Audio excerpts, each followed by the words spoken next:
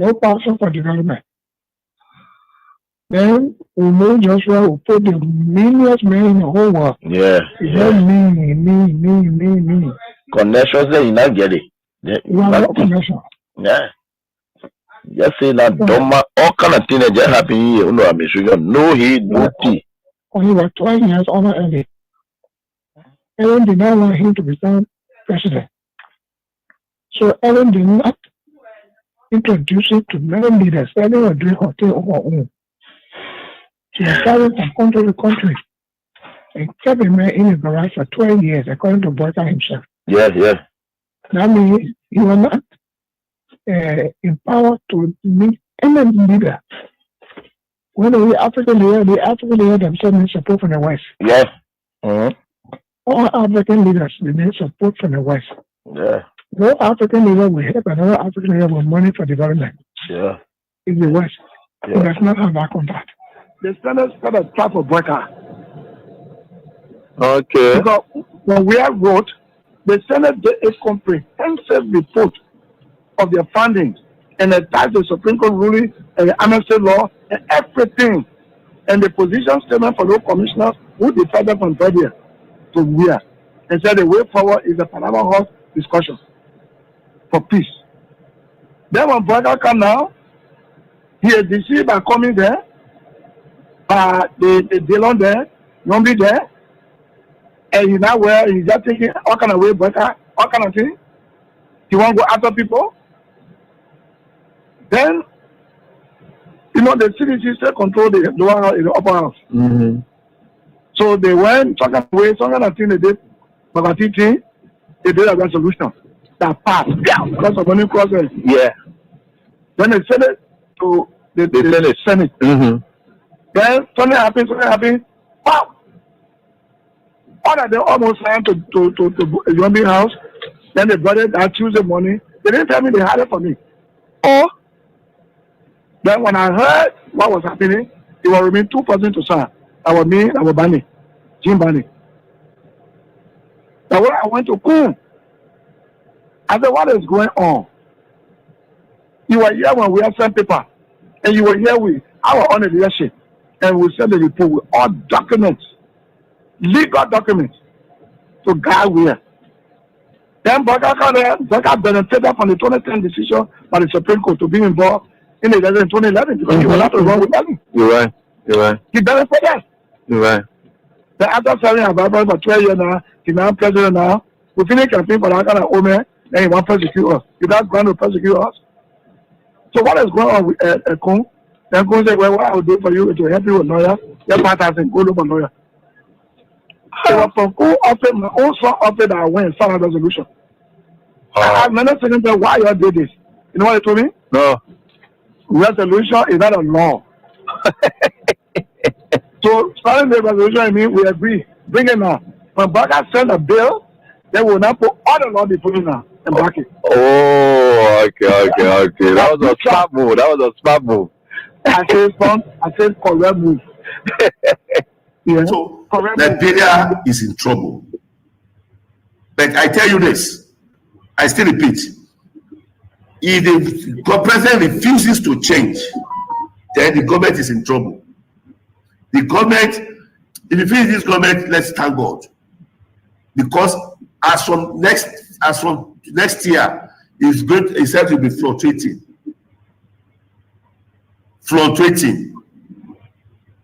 And all the people that is in the government, they are liars. All of them. They don't know why they are there. They don't know what they are doing. They don't know the reason of staying in that system. They are just pushing the vehicle like this. They don't know where they don't know where it's going. So the forefathers of Liberia, they are in pains. It's very regrettable. Even the former president, Syphilis, is even regret having this person as a president. So that is just it. They believe that Dr. Ware is too much for Liberia. That is the man who have brought total transformation to Liberia. That is a man who have turned Liberia to mini London or mini US. And he will have done it in second term. But they didn't understand. They are angry with him. They believe that he's against them. They believe that he doesn't like Liberians. That's what they believe. That's what they believe. Liberia will be zero in sports. Zero. Zero. In sports? Tell me something. Zero. Oh yeah, go to Nations Cup now. Go to Nations Cup. Let's see. Let me see Nations Cup. Go to Nations Cup. I'll give $500,000. If you qualify for Nations Cup, I'll give your national team $500,000. I promise. Your national team you are experiencing Liberia now. If you don't know, in 2 years' time, Liberia will be worse. Will be one of the worstest country in the whole world. What I mean, worstest country in the whole world. If Liberia will not protest against this government, tell me there is no God. If Liberia will not begin to cry, coming together to cry and said, we don't want you again, leave, resign, tell me there is no God, I will never serve God again. I am a prophet of God, and I'm talking as a prophet. Right. The hardship, you have not seen that ship now. In 2 years' time, you will see the hardest hardship you have never experienced. Liberia will drink dirty water, and they will be thanking God for drinking. That is the kind of president you have. This president does not have anything. He doesn't have any template. He doesn't have any roadmap for the nation. They just force him there. It was rigged election. Rigged election. It was forced on you people.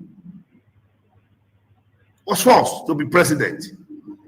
So, and the people who connive to do all of this and put him there, right? US. You mean US, the United States? United States. They are involved in this election. I am telling you, not politically, I am telling you spiritually what I foresaw. It was rigged. Totally rigged.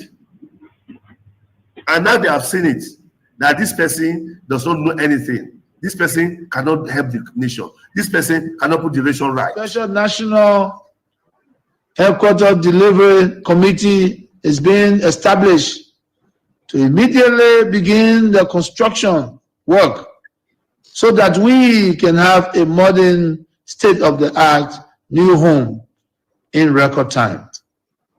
We shall execute this while we embark on a national tour to inform our people. In my journey to heights I have achieved, I have seen such hiccups before. We shall never waver. Together we will build. We are survivors by history. We are blessed with a spirit that overcomes even the most tragedies and misfortune. Remember the unity, strength, and identity of our party and coalition are not formed in bricks and mortar. They live in the minds, hearts, and fighting spirit of our teaming supporters.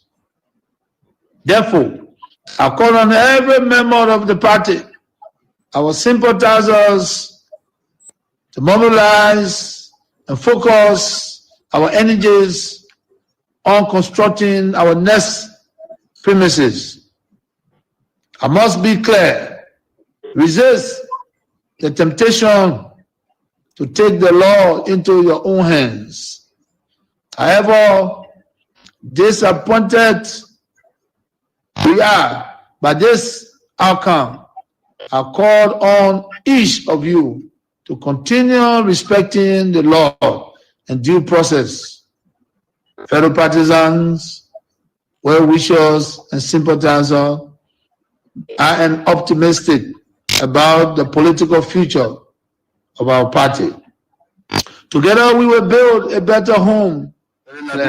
Fellow partisans of the Coalition for Democratic Change, today we witness yet another testament of the Unity Party government gross disregard for the rule of law. Emboldened by impunity, they continue to abuse power, testing our nation's fragile peace and democracy. Their list of violations grows daily, from police brutality against ordinary citizens to outright disregard of court orders. We must, however, take the high road. In the interest of peaceful coexistence, I urge everyone to remain calm, law-abiding, and respectful of due process, despite this partisan political mischief from the Unity Party government. In the legal battle over the ownership of the CDC headquarters, our party has always followed the rule of law and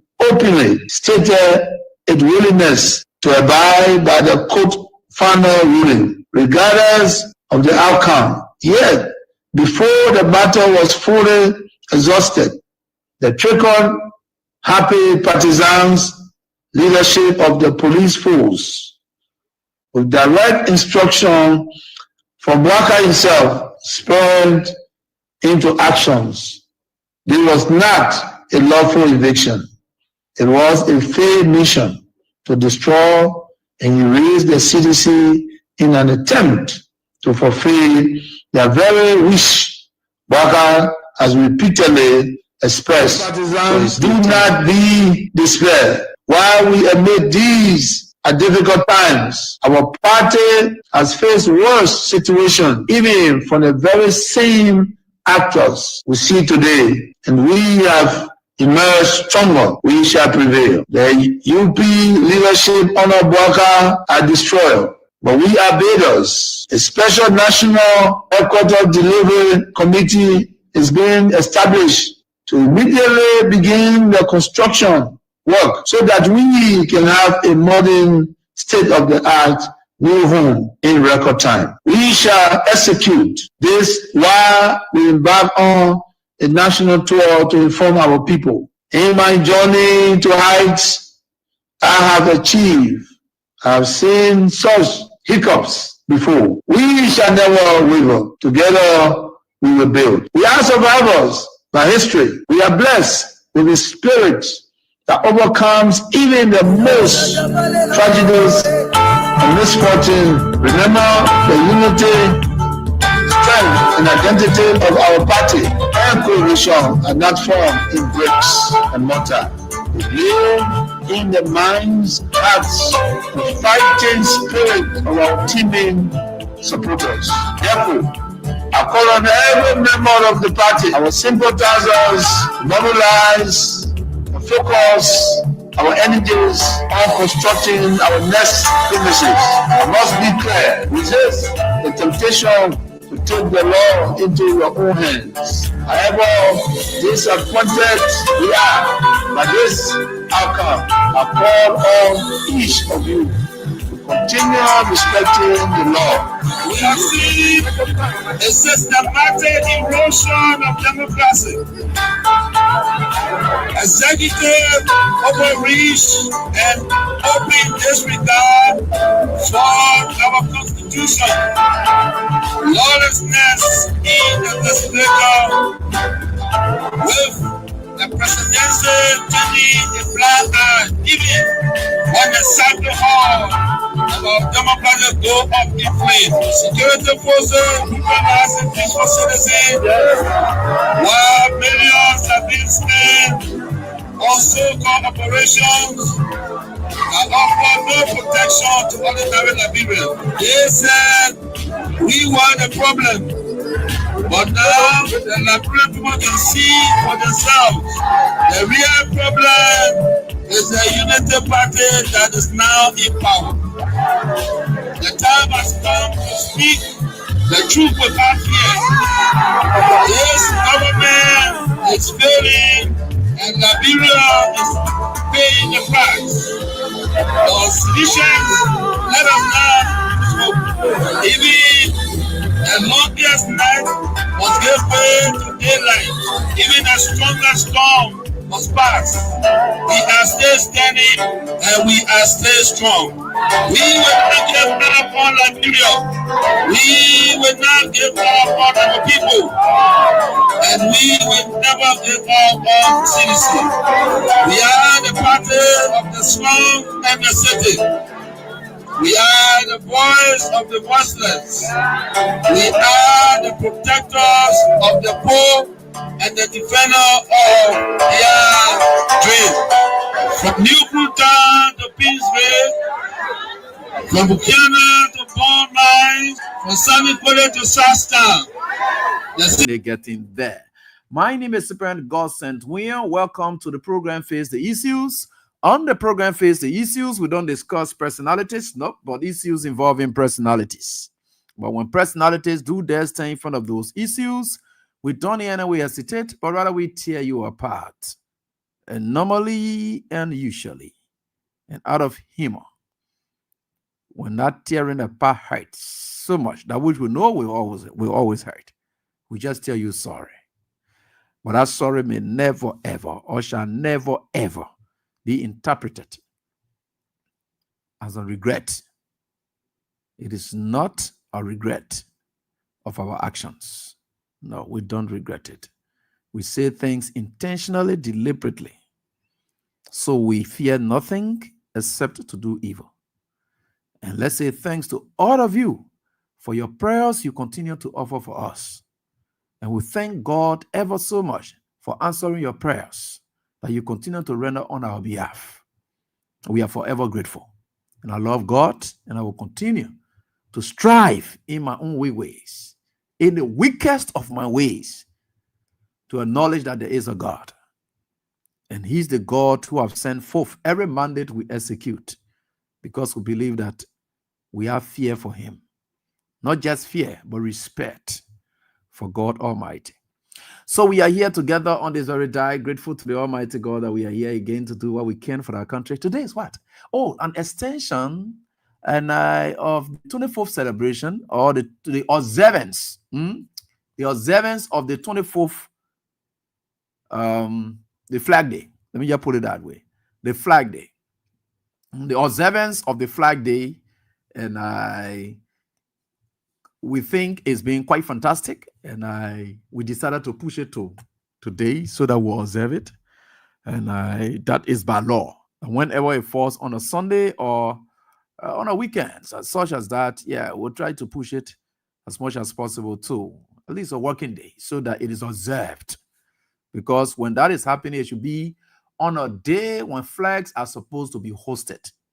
Then those flags are the offices that are supposed to be hosting those flags, or institutions or business houses that are supposed to be hosting those institutions. They need to observe it. How do we observe it?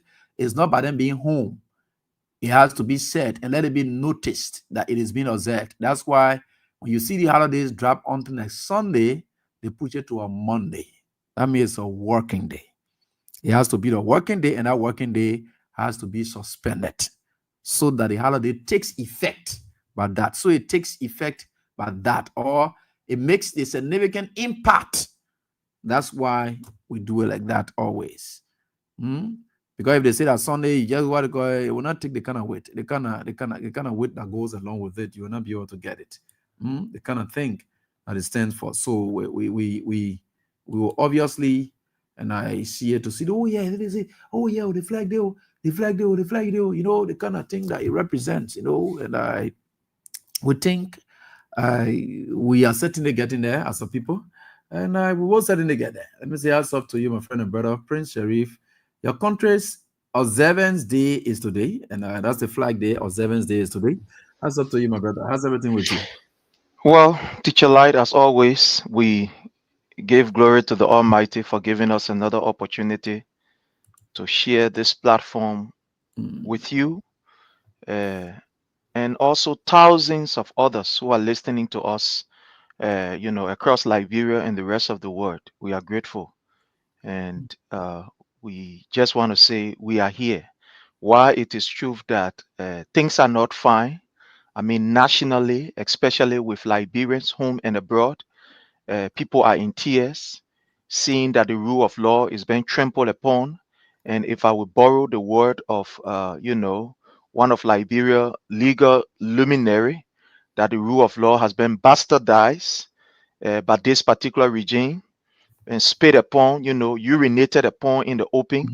And the only thing that actually protects the poor man and the rich man, because under the law, I know that I'm not a lawyer, but I know when you see the statue of Lady Justice, it depicts someone who is blindfolded, meaning that under her jurisdiction, she does not look at your attachment to power, she does not look at your age, she does not look at your worth, but she look at what are the facts.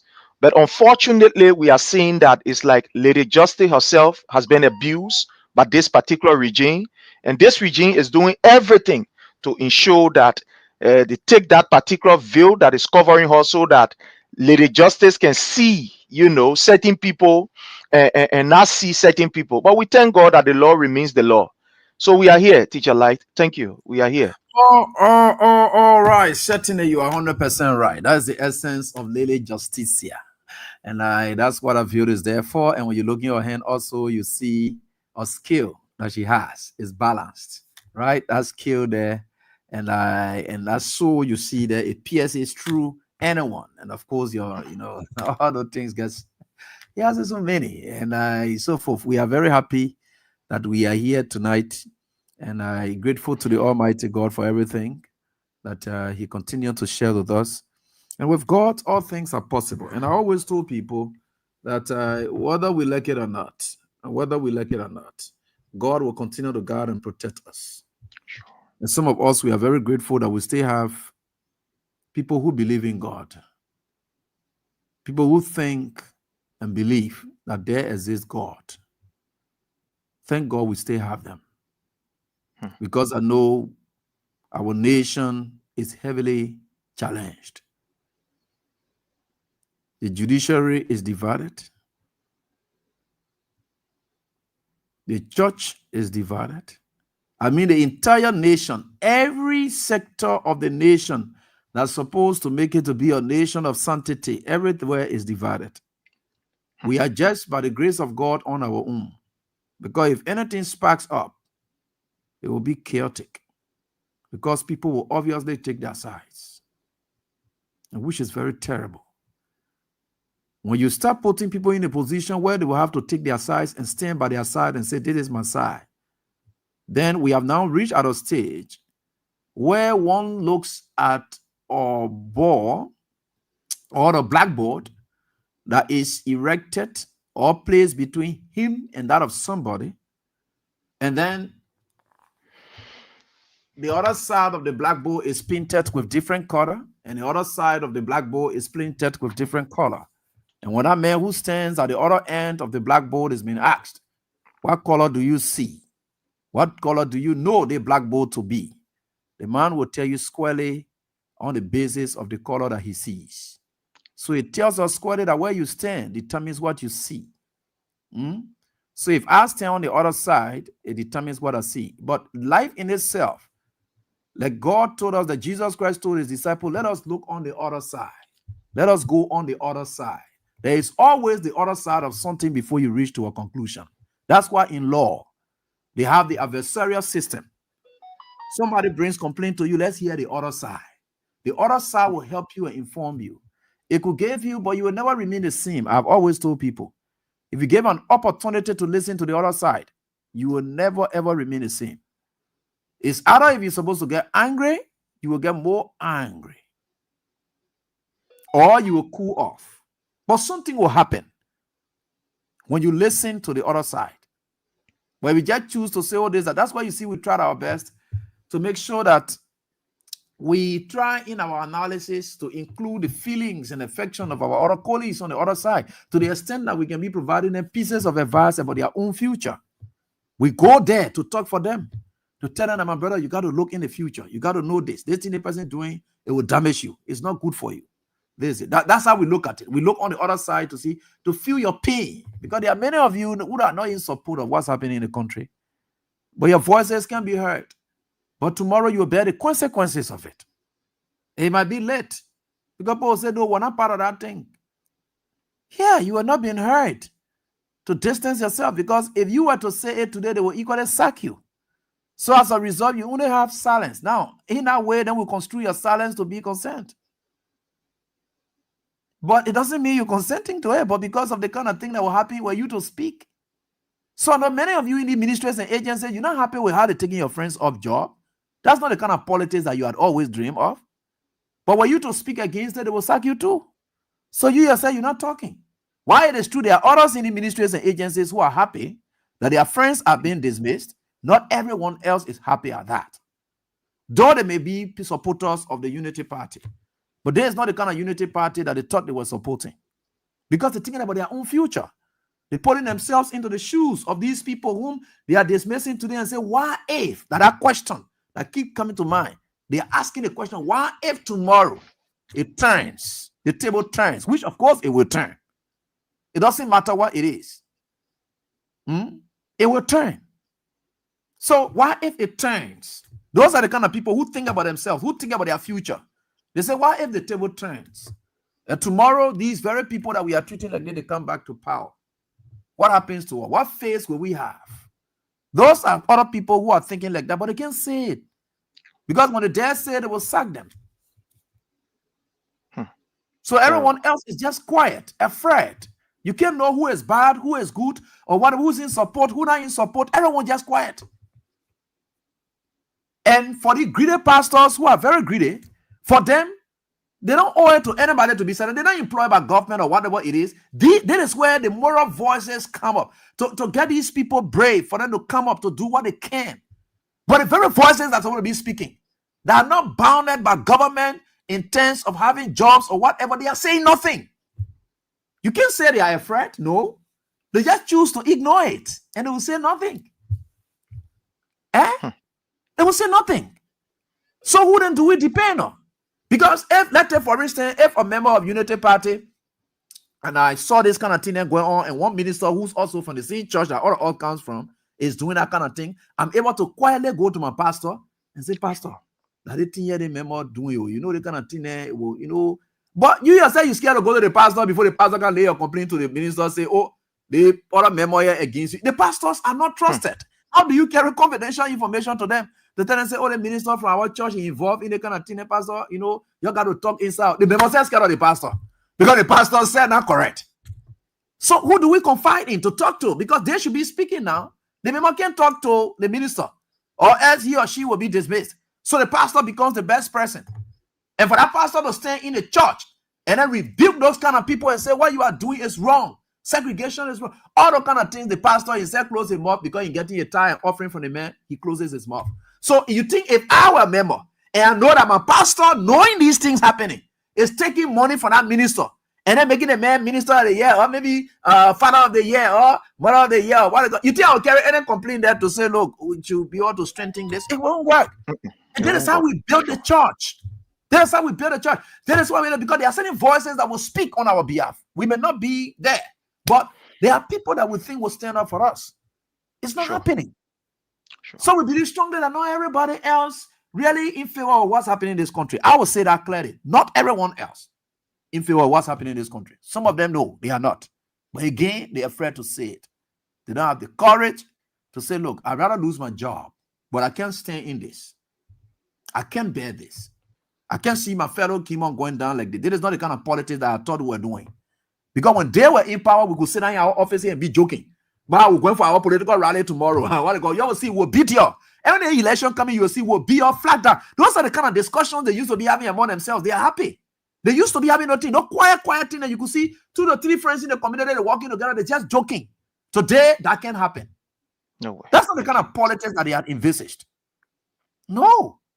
Because we should all not be hiding our political identity, because the Constitution gives us the right to associate. So how can I write? How can I express that right when my expression of it will cost me my constitutional right? I'm expressing another right and it's costing me another right. And there's nobody there to protect me. I am being dismissed. And it's my right to work. Sure. That's my right. But if I express the other right here, then the other right will go. So better what I do, I forget about the other right so that I can survive on the other right. And you know, teacher Light, this, you just remind me of something that we saw happening back in the 60s when President Totman became president. There was this system that was put in place where they say people reporting people, you know, where everybody was skeptical of everybody because you don't know who will be able to tell on you. So to the extent that people used to say, they thought more mayor, they may powerful, even the warsack can report people when they talk bad thing about the mail. So you found out that there was this deep silence among Liberians. Though they were not happy the way things were happening, though you know they felt that they were being ostracized from the system, they felt that they were not receiving, you know, their own due benefits of the resources, but everybody was afraid. Everybody was silent because nobody wanted to talk so that the system cannot go against them. And what we saw a gradually build up of anger. You know, it is very dangerous when people are silent. You're right. When you are in an institution and people are silent, be worried. You must be very, very worried. So what we saw back in the 60s was that everybody was afraid. Nobody wanted to talk. And we saw the gradual tension leaving from the 60s coming down to the 70s, where when President, you know, the late President Totman, when he passed off and President Talbot took over, we saw that anger stay there because there were people who wanted to express their political rights. I mean, they wanted to affiliate politically and they were being stopped by the old man Totman. You know, I know he did some good stuff. I just try to bring in his story. You know, they were being stopped from politically exercising their franchise. So when they got under President Talbot, we saw that this young boy who were being, you know, silenced, who were being denied their right to politically, maybe, you know, express themselves and form part of political party, we saw them making noise under President Talbot. No, we want this, we want that.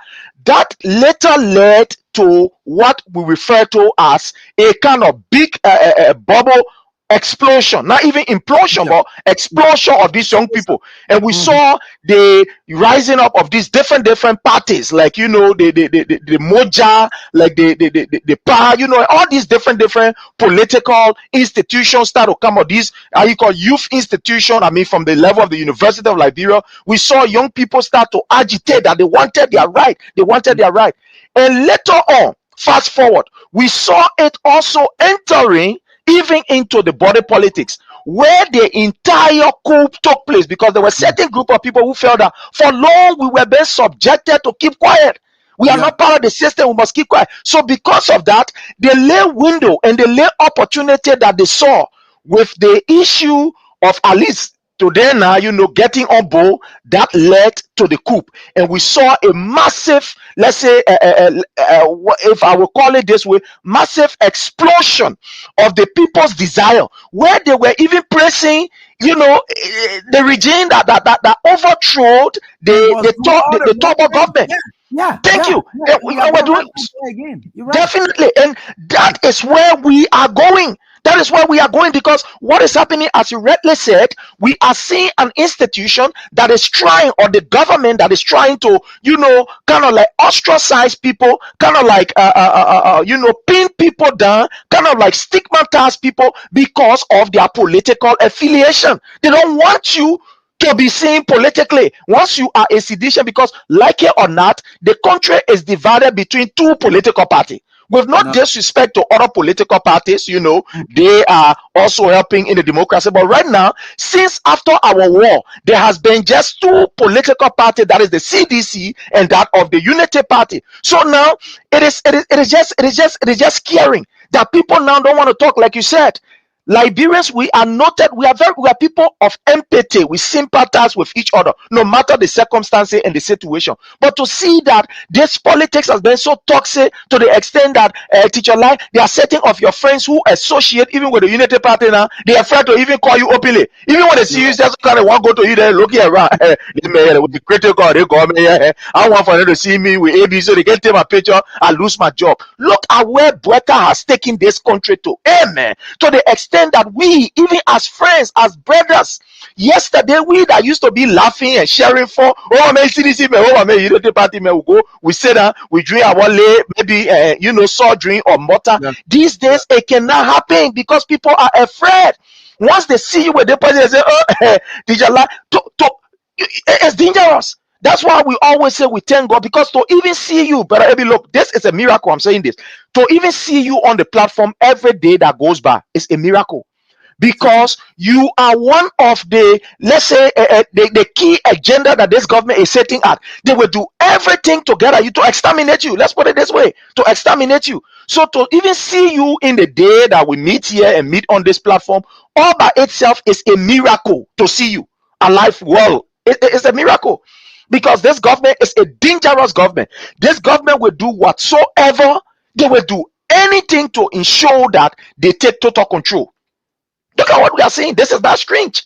So it's just terrible. It's just terrible. It's good that you brought up the history, which will remind us that we are not far from where we were. And like you said, when you clamp down on dissent and you make people to not have their voices heard, it always leads to chaos. And because the chaos aspect will come when people will have to support the very wrong in retaliation. The very wrong they were condemning, they will do the same thing in retaliation. Then will evolve in a circle of violence.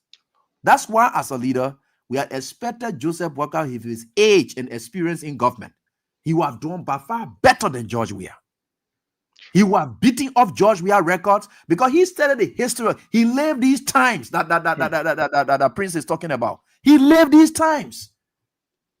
And guess what? All of these things that always happen, it is the young people that can be suppressing. And you see, young people, even children in the home, don't suppress them. That time bomb, don't suppress them. Have their will done. Right? Any kind of way you want them to go, let them tell you what they want to do. Then you tell them how you want it to be. That's how you train your children. You got to know what they're thinking. If you don't know what they're thinking, the brilliant one, you may even be telling them to stop the right thing because they're scared. They will even want to do the right thing, but because they're afraid of you. If I say that thing, mama will beat me, but that's the right thing the child wants to do. That's why you see most of our children in the African culture, in the African society, they get raped by people whom they say nothing about. Because when I go say, instead of the man going to beat uncle and say, what a child can't you close your mouth, why you want to allow your uncle? They beat the child. So as a result, that child is going through mental agony. And it can express it to you because your reaction. But if you open up to the child and say, anything that happens to you, tell me. That child will feel very free. And you will save yourself and save that child. That's the same thing. And if you look at the trend of events as per what Prince just said, most of the people who graduate or must have battle against such a bad governance style, they had always been putting their faith in their fellow young men to lead them. That's why you saw when the coup took place. Who was the guy that they took? Doe. Who was Doe? Very young. Just a master sergeant, very young man. Very young man. They look at him, they say, this is the man. Now, when Doe took him, Doe started to do the wrong thing, the kind of way you were killing people. But you know why people were happy? Because they felt that it was their time to pay debt. Sure. It was their time to pay debt. When Doe started paying that debt, it also made other people to go outside of the country to say we're going to bring war. And when they brought war, the same group of people whom Doe then thought that they were paying debt on whatever it is, they decided to use the same young people again and put guns in their hands and say, you people are true fighters. And you are the guys who have the future in your hair, your own destiny in your hair. Go out there, kill anybody you see as an enemy to you. And that's how we went to war. For us to leave, to learn all of these things, to see Joseph Boga knowing about the trend of these things, to say, no, we don't have to go this path. We don't have to go this path. But we have to come back and he's doing these things. Well, we can only say that some of us, we know history. And thank God we are himself understands history. Sure. We are learned by far better than this about this country than Joseph Boga man. We are knows how Liberia has paid debt to America before. We self-contributed to debt payment towards America. We knows how Liberia had always stood tall to see to it that they can at least try their best to save some image for the country, because we are himself contributed and even became on face for this country. Walker does not know that.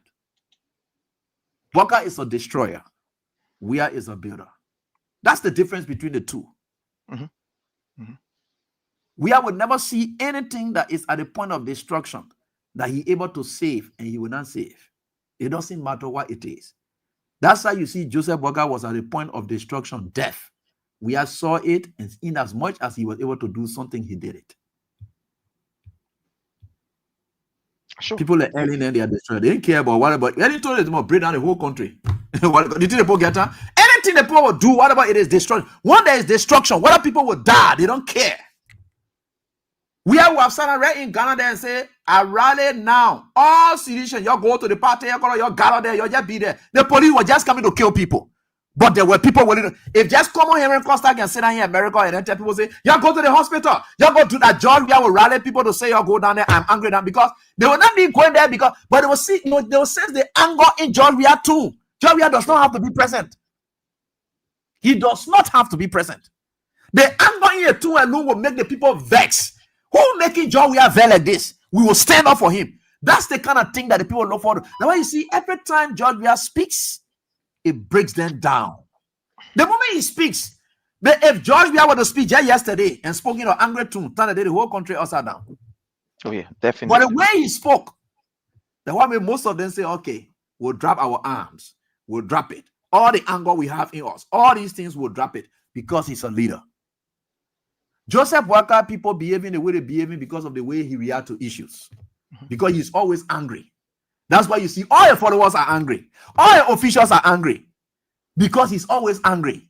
Georgia is always appearing peaceful. That's why you see most of your followers, they may be as terrible as they are, but once they carry that belief system of we are, they are very peaceful. It doesn't mean they're not baba. You know how many old rebel there that fought for Charles Taylor that beyond we are today? You think they made an there? I know. I know. You think they made a heart can be boiling. Eh? The way they made a heart can really be boiling. Jack common Zogo then that they carry in Johnson Bay, they disarm 3 PSU. Zogos. But you hear that thing? Oh yeah, we got it. We get the videos. No, the police put the announcement up. The police put the announcement up. They both give us the disarm plea. So you and Zogo there, as weak as they are, we imagine you drug addicts, as weak as they are. Yeah. And again, disarm 3 PSU. That is people then are here.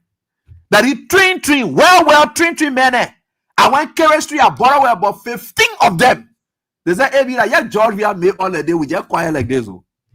We were fighting for Roosevelt Johnson.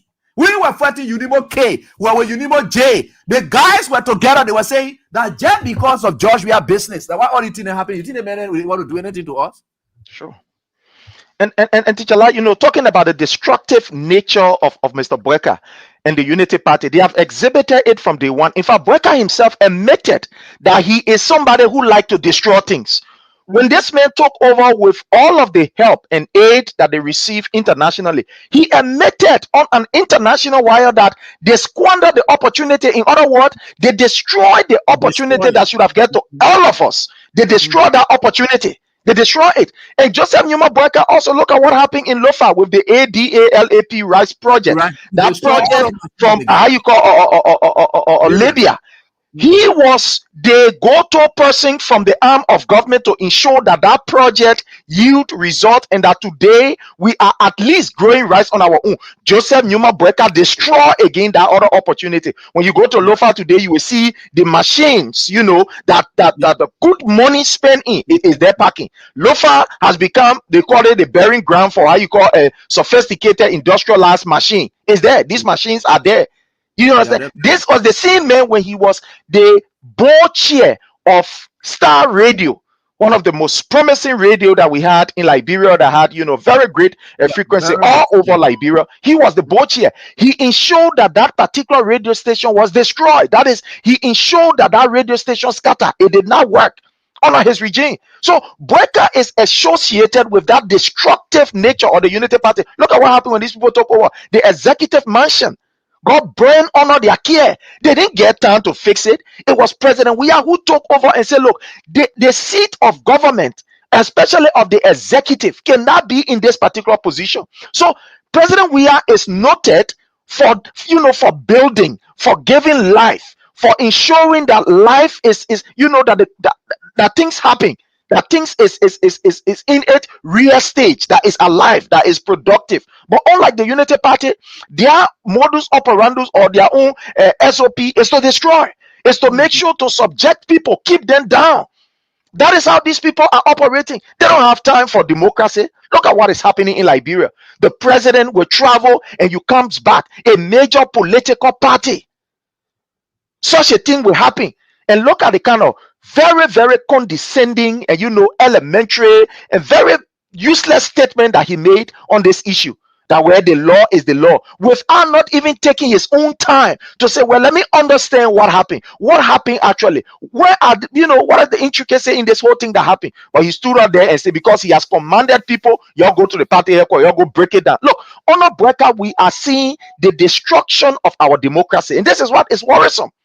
We are seeing Brecker destroying our democracy. He is forcing the Liberian people to anger. That's what he's doing. Every day we wake up, we will see something that is igniting, the anger of the Liberian people in the midst of difficult time. This is a man who will increase taxes on the Liberian people, GST. Things are very difficult. You denying people of job. But in the meantime, you enriching yourself and you decide that, look, for me, the people, they don't even get time for them. I will do whatever I want to do. This is terrible. This is terrible. Like you're saying, look at the issue of Johnson. You took these disadvantaged youth. That's what we always say. These people, they don't have plan for the country.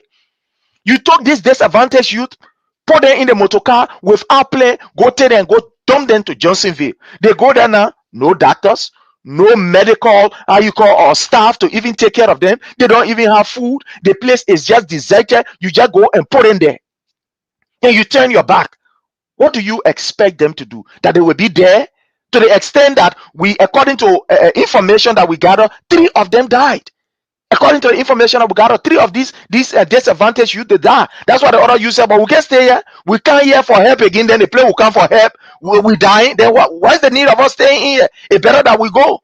It's better that we go back on the street. So this government has no agenda to be able to develop the people's life. All we see is this government destroying from one area to the other. Look at, for example, the lower house, the House of Rep. He ensured that place was destroyed to the extent that he has put in his puppet, say Regine Speaker. To the extent he even trying to tamper with the court. The court, we saw this man disrespect towards the court. But we pray that the court will be made strong. We know that there are still good people in that particular institution that will continue to stand up for the Liberian people. We believe and know that for sure. All right, Prince, thank you so much. And we appreciate, and we are here tonight, right here on this very day. We'll come to the issue. There's some education I want to provide, and in relation to the property situation and the CDC property situation, because we dealt with it, and that was at first sight, but again, and that was our first instance. Now, so we need to give you what were some of the things that happened, and which are very much important because it's a general property issue. Tomorrow it will happen to you. So we are trying to provide this education so that all of us can get it. But before we can get there, we'll try to inform you again that remembered that the president returned to the country. But prior to his return, there was this information that immediately after he had visited the hospital in Japan, there was this news that he was making his way back home. And others were thinking that it was because of public outcry. And I think Prince and myself sat here. One of our callers even called on the show and said that because Boaka's health condition was not okay upon his visit to the hospital, he has gone there for examination. And they had advised him to come back home early. So because of the noise that was on ground again, because everything Boaka is living is out of pretense. All the showing up, they just bundle him up to just pretend, to make believe.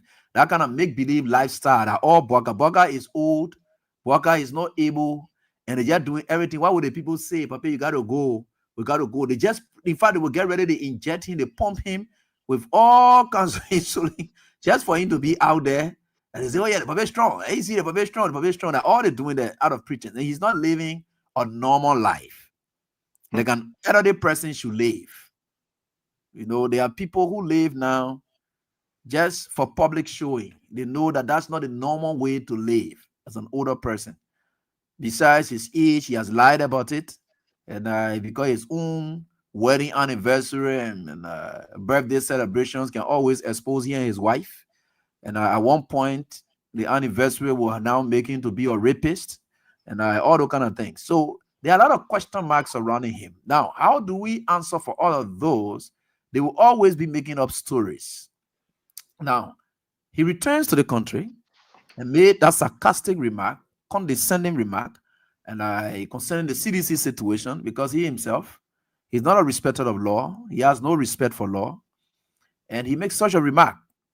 Now, today is the observance day of the National Flag Day, which was supposed to be observed on yesterday, but owing to the fact that it was on a Sunday, and we all needed to push it to today, so that the president and every other person, whatever function they're supposed to go to, everything will be suspended just for this one day. That's why you see when they say national holiday, meaning the government, the seat of the government will give all the attention.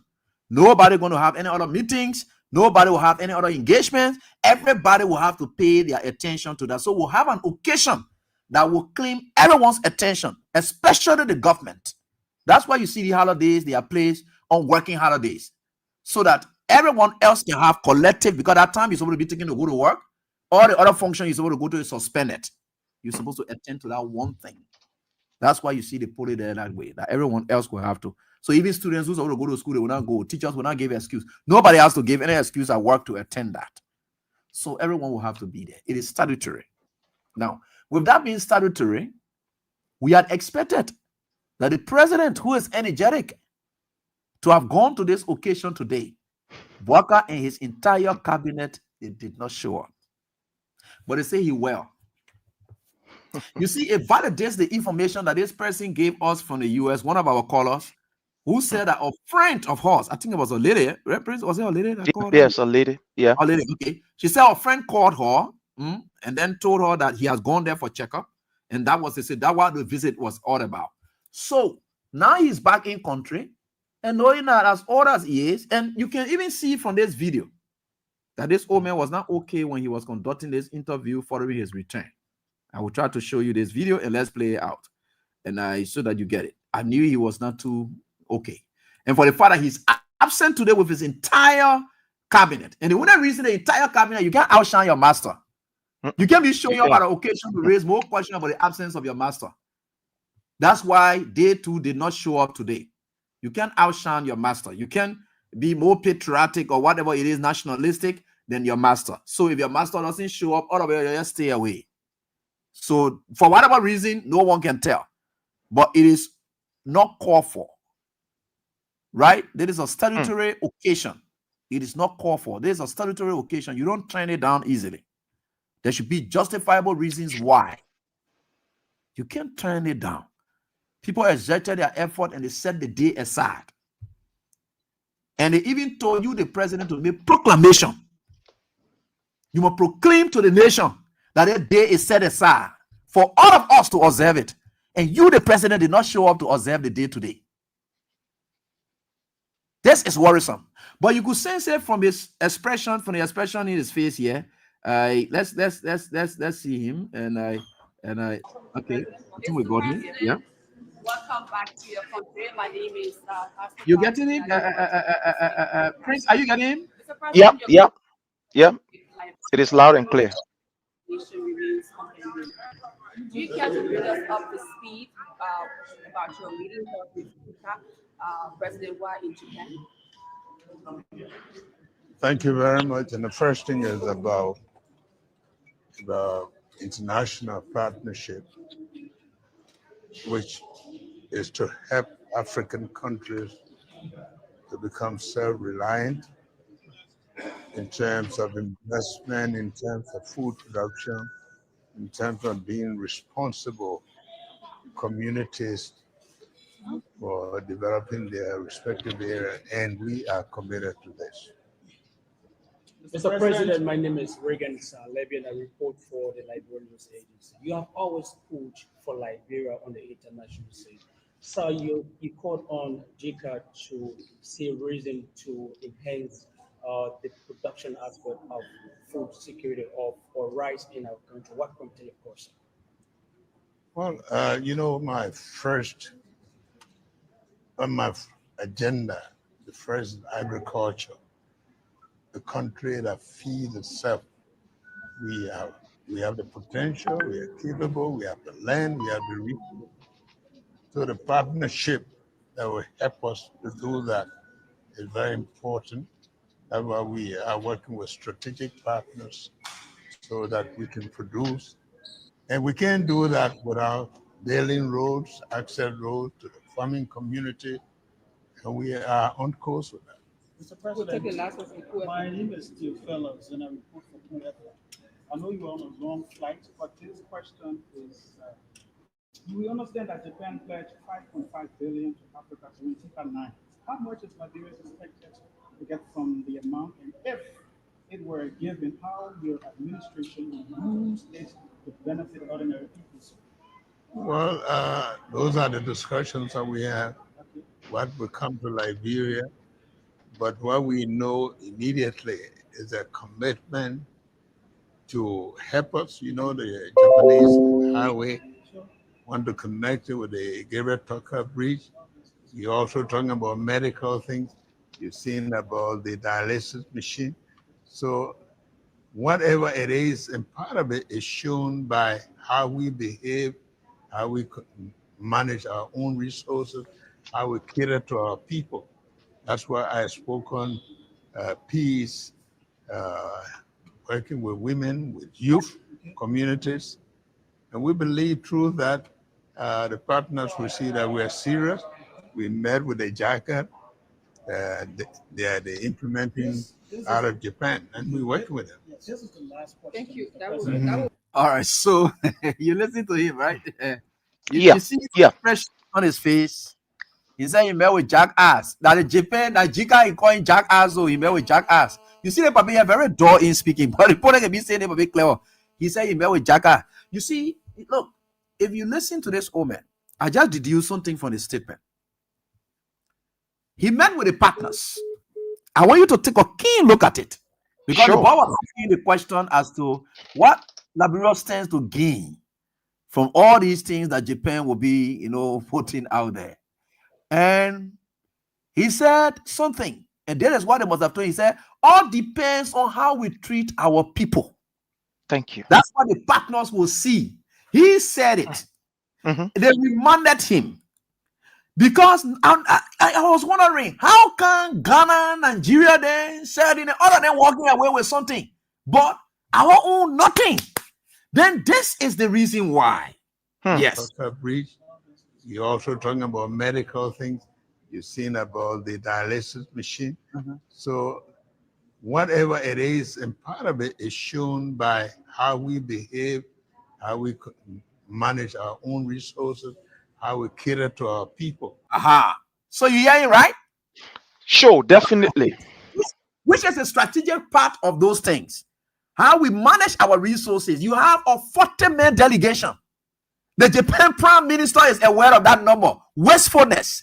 And the people who have money that they want to give out, that taxpayers' money, high-end money.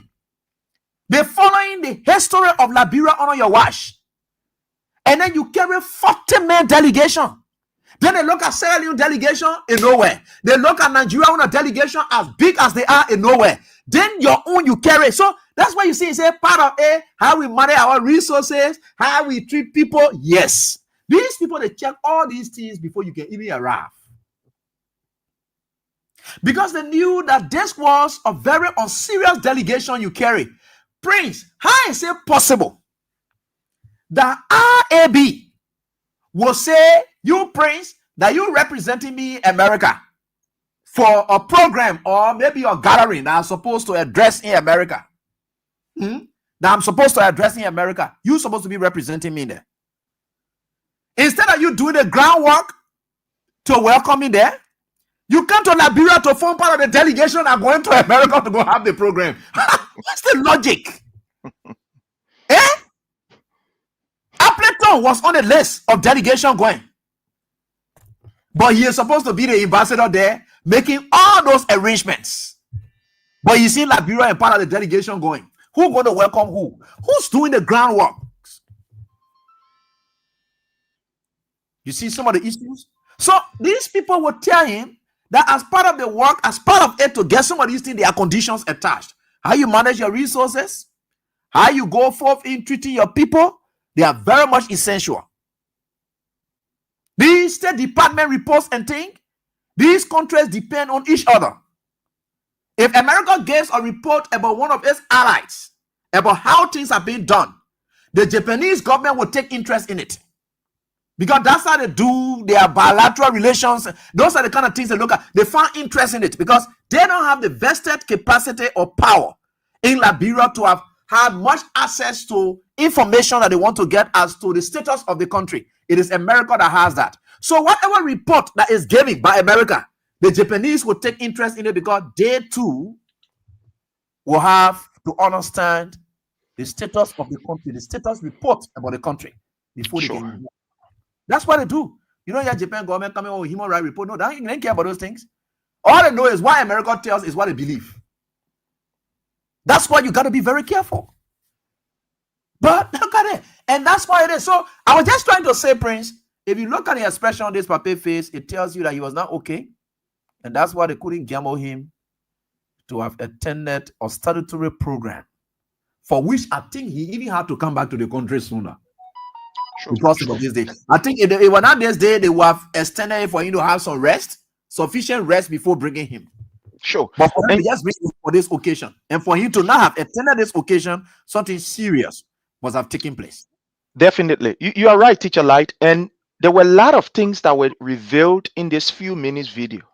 A lot of things that were revealed. That is very damaging to Liberia and to the government own record. Okay. When the journalists asked him about what is Liberia own dividends from the 500 million or whatever that was pledged for Africa development, Joseph Numa Boyka went as far as explaining of what Africa, other nations will benefit from, and not Liberia. When you're listening to him, from the very initial relative to the pledge that was made with Japan working with other African countries, he went straight and started speaking for Africa. In fact, Japan is going to, to help Africa. We send you there to go and represent us. He did not even speak relative to how we are going to benefit from that particular amount from the very initial of the video. Now, when you talk about the issue of how you call of aid, and the rest of it, but then he comes down to the place now that the whole thing scatter. He said to the Liberian people, in other words, our international partners say the only way they will help us is based on our record, the way we treat our people, the way we will manage our money, the way we'll be able to respect the rule of law. In other words, Joseph Numa Boyka was telling us in this clip that they refused to help him. The international partner, Japan, refused that, look, we cannot do business with you because your record is not clear. From what we are looking at, like you said, Japan is a very strong partner to the United States. In fact, the United States is almost like, like helping Japan in every form, shape, and manner. In every form, shape, and manner. That's what is going on there. So basically, what Boyka was telling us is that, my people, our record is not correct. The people say they will not help us because we are seeing it, and that's why we continue to say here consistently. Teacher Lai continue to say here, look, no serious government will be able to take their money and give it to people like Joseph Numa Boyka, because judging from where we are from, where we coming from, Honor President, where in fact Liberia was a nation that people envy her democracy.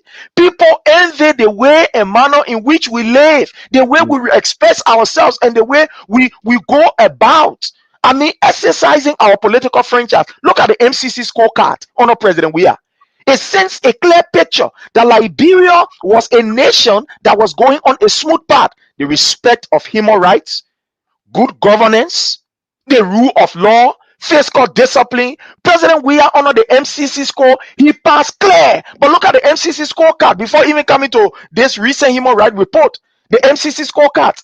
And these are things that our international partner look at in order to help you. Nobody will want to take their money and give it to a government that decides to be opulence on itself, that does not care about the people, that the government agenda is not people driven. You know, when I used to work for the Liberian Scout Association, we'll go for these meetings. The partner or the people who want help, they will always tell us that your program should be people driven. Your program should be geared towards empowering the people, putting money in the people pocket. So anything that we do here is about the people. It's about the people that you are working with. If you make mistake and take our money and misuse it on yourself, forget it. You will pay for it, and we will not be able to help you. So this is just what happening. Joseph Numa Brecker is using the Liberian people money in himself. So the people that you're going to ask for money, how will they give you money? Because they know how you are using the money.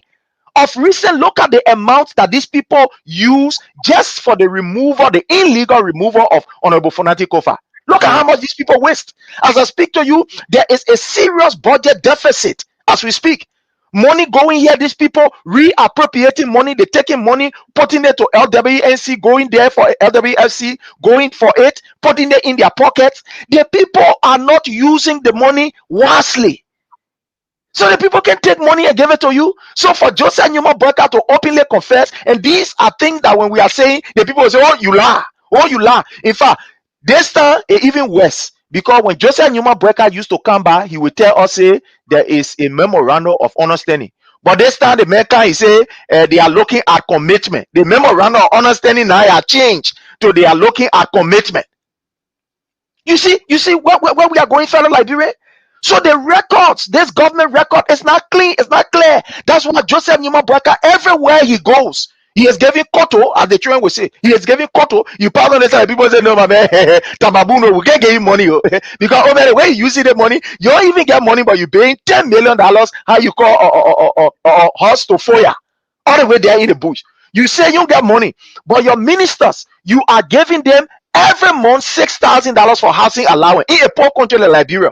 You say you don't have money, but your ministers then they're taking some of them 5,000, some of them 3,000 just to pour gas in their generator. So you want us to take our money to give it to you? Some of people, look, we are in a big mess under the Joseph Numa Brecker government. He confessed it. And now we the one saying it because the people say, oh, y'all can wish bar for your country. Y'all can wish bar. So you want to tell me now Joseph Numa Brecker is wishing bar for himself? Because he said it. The people say that the whole thing that we're doing, whether we want help, we want this, everything will be boiled around the way and manner in which we behave, the way and manner in which we use our money, our resources, the way we respect the rule of law. And you and I know that since Brecker took over, he has declared war on the rule of law.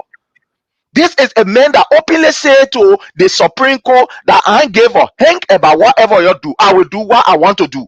When the Supreme Court ruled and said, look, Mr. Brecker, the way you're proceeding is not correct. He said, I ain't got time for A. The people then will be to LTA. They will go there. When the Supreme Court said that the way and manner in which people from the lower house, these renegades, these people who they decided that they will not follow the rule of law, they will be all law and gospel unto themselves, and they want to put a regime speaker, the Supreme Court ruled and said the way you people are proceeding is not correct. What happened? Joseph Numa Brecker said, I got time for that thing where you're talking here. The people who I want to work with are the people I will work with, whether they are illegal, they whatever, I'll work with them. So you think the international community now watching? You think they're not seeing? You know, Teacher Light is very, very difficult when you are playing football. Those who have played football before, if somebody who is really a very good player, when you are taking their position and you are not good to that extent, it can be easily, people can easily detect it. Maybe take for example, someone who never even play division football, we are playing in a community, we go play somewhere now, one good player, maybe he got injured on the field, and they decide that, well, let's replace the man with the other man. Once you go on that field, people expect much of you because they know that the man that is coming from there, that man is well seasoned. That man understands the play. He can make play. He can make things to happen. He can score goals. He know how to turn around the defense of his opponent. So when you come there, they will expect that you will do better. Like you said, People expect that Joseph Newman Boyka, judging from the time he has worked in government, people expect that this man will come and that he will begin to do what is right because he has seen so many things. He worked in the government of President Turbo, Totmo, President Doe, and etc. He will come to do the right thing or will come to correct the wrongs. But look at what Joseph Newman Boyka is doing. He has become a complete pain in people's flesh in Liberia. Have no respect for the rule of law. This man has come with his own agenda, and that agenda is to ensure that he scatter everything that President we are left for us. So that's where we are. My people, Joseph Newman Boyka telling you, don't expect anything from the international partner. That's why he said to us here, don't expect anything, because the way they're working with us, we all know over the period of years what this may have done. A child that just born today can outline all of the violations of Joseph Newman Boyka. So nothing, my people, we just spend our money for nothing. Joseph Newman Boyka go to Japan, he come back, he's sick, he laying down, he can't even attend national program. There are 3 major programs that every government must endeavor to see how best they can be part of. One, you talk about this National Flag Day. That is a program that every government must endeavor to be part of, or every president, sorry, must endeavor to be part of. The National Flag Day. You have the Independence Day. The Independence Day is another very important program that you cannot afford to boycott at any point in time. And then you have what we refer to, maybe we say the Unification Day. That program must be a program that every president will be able to, kind of like participate in it, be involved into it, because it is almost like a national program that shows the symbol of who we are as a people, as a nation, what we have been able to achieve and acquire over the period. But look at what is happening. Remember the Armed Forces Day. Let you go to the army people. Just like you my brother, look at the people Armed Forces Day. Say about people, your cancer, the whole thing when they made to war. He say the whole thing cancer. Look at such a disgrace. Today, Joseph Newman Boyka is telling us, forget it. I can't be part of no flag day. I will not. What? The flag that you took ought to uphold, defend, and protect. That the flag today program you did. But these are things that we're telling our people. They all may hear in our well. They all may hear he's not using his brain of his own. The government is in a complete disarray. So at the end of the day, he come back, he laying down hospital bed, they treating him, they putting enough, how you call whatever they're supposed to put in him. This is the kind of calamity that we have before us today. That's why you see the country is just going helter-skelter. Nothing is happening serious. Everybody just doing their own thing. When Gregor come already, he tell a police people, he said that they want to be done today, and no transport ministry that is there. When another person ready, he stole money, they steal money, they say at the end of the day, nothing will happen. Look at this kind of disgrace. Liberians were deported from Guinea just these few days. Have you heard anything from our government? Liberians, from Guinea deported Liberians. Did you hear anything from the government? A serious government will now at least issue a statement to explain to the Liberian people what is going on. But our people were deported. You hear anything about it? This is a useless government, and that's why, fellow Liberian, we cannot wait for 2029. That's why we will not keep quiet on every medium to expose this government, because Boyka has proven that he has not come to rescue the Liberian people. He has come to rescue himself. And you are 100% right. And let me just tell the Liberian people the grave nature I wish why Joseph Boyka did not attend today, and which is very much important. You don't know, the flag of Liberia is very significant. And if a president and his entire cabinet, including his vice president, speaker, almost everybody, they choose not to even attend, this is scary for our country. All the branches of government, the Chief Justice was not there. The pro tem, no. So I don't know. What really happened today? I don't know who will ask who. Because the very lawmakers who's going to be asking why the president was absent from such a statutory occasion that they passed on and he approved. They themselves, they were nowhere around. What happened today? What really happened today? The flag is not just an ordinary thing in this country. That's a symbol. In the West or so forth, or in Europe, or maybe in the Middle East, for them to condemn a nation that the nation flag, they will tear down. They don't need to go physically grab anybody, just flag. People fight for flag. That's the symbol. That's the national identity of the country. Every color and stripes on that flag, it has a meaning. We were taught it. I don't know whether JMB went to school here from his kindergarten or whatever it is, secondary. I don't think he went to school here. Because they say his school he went to, that where they give him that honor after his election, they gave him the honor there in Sierra Leone. So he doesn't know what our flag really stands for. But this flag is very, very important. The time we had year-round academic activities, right? We used to host that flag every time. Yep, every time. Every time. Every school student, wherever it is, we'll parade for those things, just border movements. And every time we go to class, before we get to class, we got to host the flag. The flag, when the studies say, I pledge my, because the only reason is that, God knows why. Because these people we're just going to make mockery out of what the flag stands for. So God said, what is the essence of you people going there when you don't even know, you're not even living up to what the flag stands for? Because if we are standing and saying, I pledge my allegiance to the flag of Liberia and to the republic for which it stands. They didn't say for Unity Party. You're not pledging allegiance to Unity Party. You're not pledging allegiance to CDC. They say, I pledge my allegiance to the flag of Liberia and the republic for which it stands. They say one nation, indivisible. So how will you have been reciting that? Then you find UP people are the only people that are supposed to work in government. If you are with CDC, will take you off. Does it represent the one nation indivisible? No. So every line in this, they said with liberty and justice for all. Let Baka there, the law is the law when it's in his favor. It said justice for all. Like Prince Raphael said, little justice doesn't see anybody, it's for everybody. Right? So can Baka really recite this and then we measure his attitude and everything and think that is in line with this pledge? No. That's just a short line. That's just one line. I pledge my allegiance to the republic, to the flag of the Republic of Liberia and the Republic for which it stands. One nation indivisible. Hey, with liberty and justice for all. Bam. You finish saluting right there. Just that sentence, it carries weight. It carries true meaning. The president does not. He and his entire team, they have divided this country. So what will flag they mean for them? They already trashed the flag. These people have trashed it. They are stepping on the flag. They have trashed it. Baka does not have time for the flag. That's why he didn't even show up today. That's why he didn't show up. They are urinating on the flag.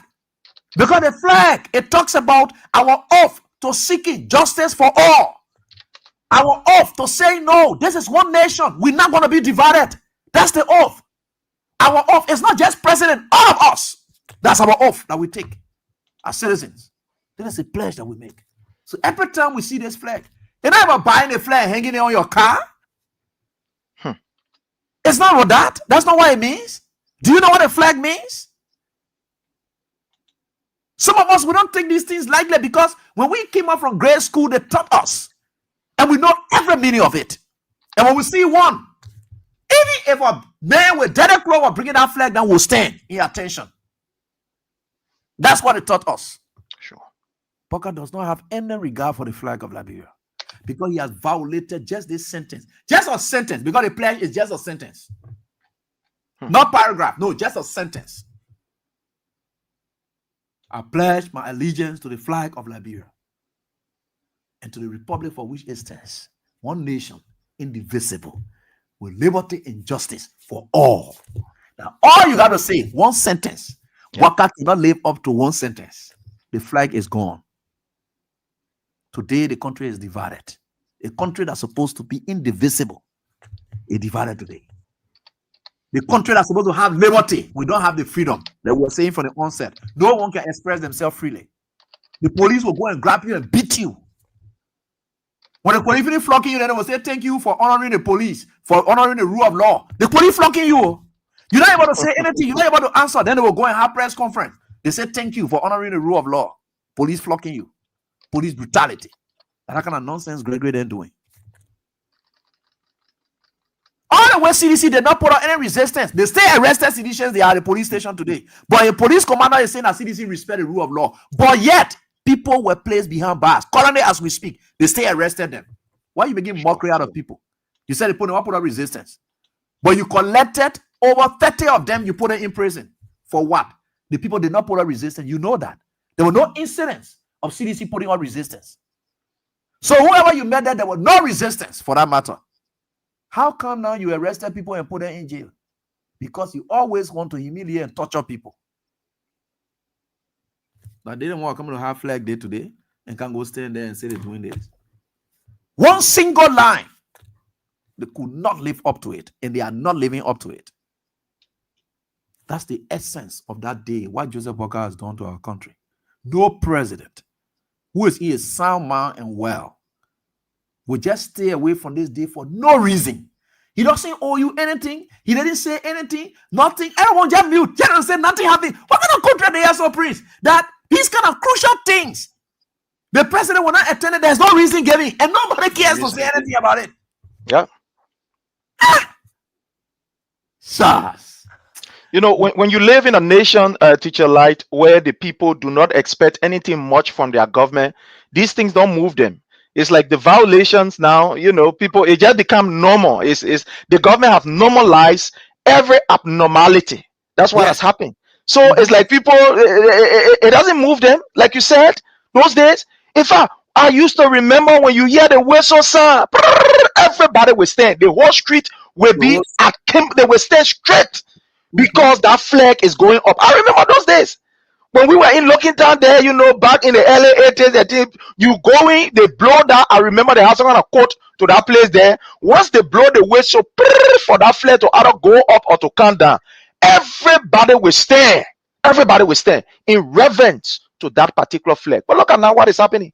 The man who is the representation of that flag, so to speak, Joseph Numa Boakai, he has he have put the flag down on the ground, step on it, and you know, he moving on. So abnormality in Liberia now, it's just like normal thing, you know. If people ain't get down, Joseph Numa Boakai ain't go, he not go. It doesn't, you know, because the people expect it anyways. Yeah, it will be surprised when you respect this kind of, you know, ordinances that we have. Yeah, like respecting the flag day, unification day. You know, if it happens, people they will be surprised. But for him not to, they ain't get time. Yeah, they don't have time. So they don't let me have. this news. The Sure. government, let me say the CDC has come up with its list of the. Let me say they have already published their construction committee, and they just published it. So they said that in an effort and to expedite the construction of the new headquarters of the Coalition for Democratic Change, following the demolition of its previous office by the government of Liberia, former president and Coalition for Democratic Change tenor bearer George Manawia has established the CDC's National Headquarters Construction Committee. Right? So the committee members are Honorable Councillor Jonathan Fonati Kofa, he's the chairman. Honorable Nathaniel Fangalo Mageo, co-chair. Honorable D. Maxwell Sakemeya, senior advisor. Madam Yvette Freeman. Madam Anakwu Pepsi Yeke. Mr. Kwewu Pepsi Yeke, sorry. Mr. John Uboti, treasurer. That the man that they from. And Dr. Mary Scott Wilson, your sister, she there? Yeah. Mr. Oliver Khan. Then we have Madam Ruth Coker Collins, technical advisor. Mr. Yaya T. Sharif, Famata Wisse, Secretary General. Mr. Emmanuel T. Swain, Councillor Garrison Yelu, Jura A.M. Sano. We have Mr. Roosevelt Johnson Jr. We have Mr. Michael Andrew Masakwe. We have Mamina Kage, Youth League. We have Suya Musu Asoji, Women's League. We have Mr. Isaac Doe. We have Samuel Ewulu. We have Manet George, Ariminte Totman. We also have Abraham Aski. Then we have Honorable Len Eugene Namwe will serve as what? General coordinator of this entire committee. The city committee is mandated by the former president and tenor bearer to form and subcommittees where necessary to work collectively to deliver the new facility at least within 1 year. So they have a mandate to operate within 1 year. All right. The party continues to receive significant goodwill and support for this project following a recent politically motivated action to coordinate these efforts, or designated bank account will be opened and the details made public. Multiple payment methods will be facilitated. Meanwhile, the standard bearer has mandated Chairman Janga Augustus Kuo to host a press conference to address the disastrous eviction of the CDC headquarters by the government, the illegal abduction of some partisans, and the ongoing pending legal challenges before the courts of Liberia. This was issued by the office of the standard bearer. That's all we know for now. So we'll say congratulations to those who are there. Please do your Definitely. best for your party. Please do your best for your party. And I so I think this is quite strong. This is fantastic. Sure. Other things are happening. So that's it. And this is just something we thought to share with you as we move on. But Prince, before we can go to the lines, because I will tell you for sure that when the DA boss came up the last time and said that there are people in government who are also involved with this drug thing, he was not in error. One of our sisters had visited one of the DA offices in Mount Barclay, and there was an arrest made. There was an arrest made there, and the person the officers arrested, or girl, who is the daughter of one of the leading officials at DA. They call the guy 04. I wanted that name I could see. And 04, something like that. Yeah. So that wanted that name I could hear. And I think they said they want April pen or whatever. Yeah, they call him one Okan Pin. One Okan Pin. Yeah. Okay. So yeah, one I'm about to display for you. I will play the voice because the entire community went there. So while they were in the office, this guy was saying something. I'm about to play the voice. This guy was saying something. You see the girl too. This guy was saying something there, and then mandating the officers to release the girl because of his daughter. Yeah, it's too disturbing. It's too disturbing. Very, very. He's telling the officers to release the girl because of his daughter. And the officer is saying, let me do my work. And say, I'm telling you to release the girl to her sister. Then you telling me, say you want to do your work? Do you know what I have done to other people? You're about to listen to the disturbing voice. Very, very disturbing. And you see, these are some of the things that happen in this country, my brother. And that thing was happening in the face of, people were there, the community people were there. So the other lady said, I was just trying to see myself, get it. And I was just, because the guys had a full-on speaker and they were talking to him. He was there blasting, talking all sort of things. I will show you the daughter first. And I think we can start it with the daughter. Yeah, let's start it with the daughter. You'll see the daughter first. Yeah. Let's start it with the daughter, and then you can see that first. To tell you that the whole drug thing here, we just hitting out here and just turning around here, my brother. Me, I just know turning around because it's not easy to fight this drug thing here, not for fun. So, okay, let's. I think we can start with the daughter. Then I will play the. Okay, so I'm coming. This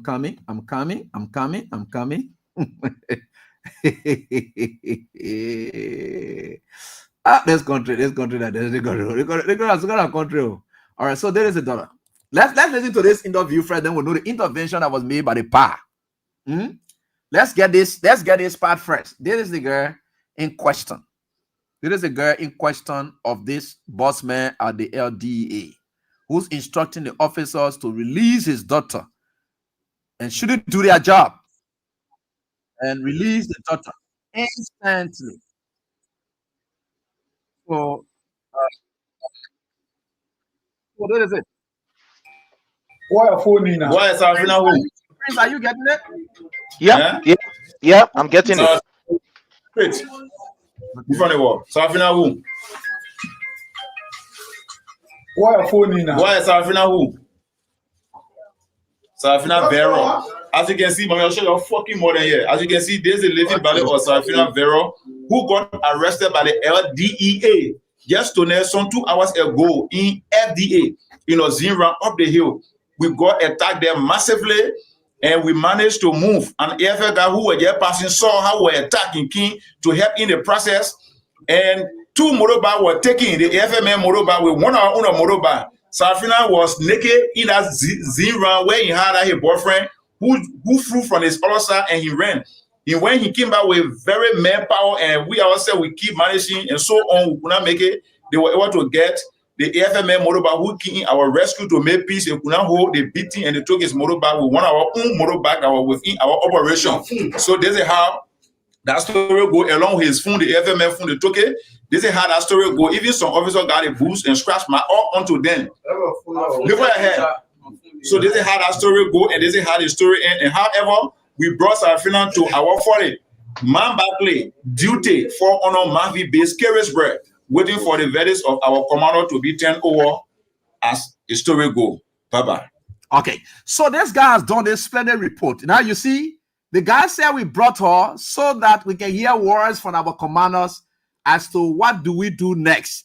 So the entire community, people there in this place where you can see that he's reporting to people, very transparency, so that the community has confidence in it. Because already blaming the DA people that when they arrest people, they can release them, XYZ. But he did not even know that one of his boss's daughter this.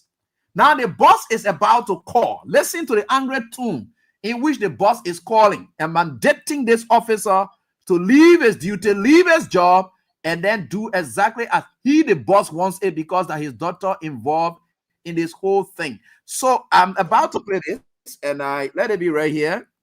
Sorry, we can have it, and I think you guys will get it. Okay, and let me see. For you now. It's not letting be. Not came on me. Listen to me. Yes, sir.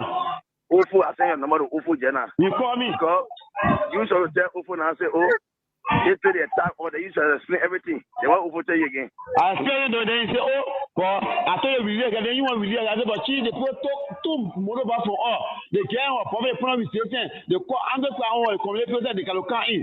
Then they release the car. I was going to do about the motorbike. That I wish it happens so. FBA here there. Yeah, but Laurie, that play about it. Then we will go there tomorrow. We'll go there tomorrow morning. We want to bring down that same tomorrow. So what you do? Yeah. Elena, you can release that guy. Do not release her tonight. Hello? Yeah, I tell you. No, don't release her. They'll be there. Ain't get officer, ain't get female officer there. Female officer, yeah. Who the female officer? Nata, yeah. Okay, so they'll be there tomorrow morning. I'm a second there. They'll be there. I'll be there. I want to know because when you go, you call me myself, I can't just wake up and say anything or not. So I will call you back. All right. Yeah. Okay, so there's I think that his immediate commander, they're telling him this, right? Now, after his immediate commander have told him, don't release this guy. Now the big boss commander now coming to call him angry tune. Let's listen to him now. Take your phone to her. Me answer on the phone. Take your phone to her right now. All right, let me go to the office. I'll call you right back. Do not cut that phone off. Go there now. I'm going at you.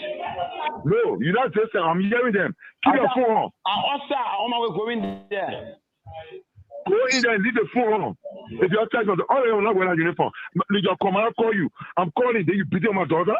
No, she never be on. Yeah, don't pull that girl to touch you when they can't read you. Papa won't talk to you. Hello, Daddy. Something they beat on you over there? Yeah. They beat on you? Yeah, they beat me with ratting. They still beating you with ratting? They've been beating me, ma. They beat me with ratting. When they beat you? I won't be you. I'm one woman morning, not too long. I can't enter into you. How you addressing me just now? When you call me, I'm on my way coming to the office. No, my question to you, yeah? How she addressing me right now? What she said? She said somebody beat her with ratting. No, she said, hello, daddy. You know what she said? Yeah, but let me see who do the analysis. I'll call you right back. You are just entering. You are taking off for an answer. She's selling drugs. She was smoking drugs. Or she was from the ghetto? Yeah, chick, she was in the house with a man. In the team round, they were cutting when we got there. But one minute of people now, sorry for me saying it, she was born naked there. But the guy had a job that was time in the market. He put up resistance and fought the officer and took 2 bags from us. One ever guy said was coming when he saw the man attacking him. I had to join the ever man. They took the man back from him. That girl is my daughter. You understand what I'm saying? Yes, sir, Chief. She's my daughter. Your reason right now to her sister, let me bring her home. What? You know what I said? Yeah, and Chief, 1 minute, me talk to you, sir. Yeah, what you want to say? Chief, they talk to our my bravo. That's something y'all can get later on. Y'all got people when I say release my daughter to. Hello. Okay, Mr. Chief. Hello. Yes, sir. Hello. Yes, sir. Release her to her sister, let me bring her home now to me. But Chief, my bravo issue. No, listen to me. You better don't make me get upset, eh?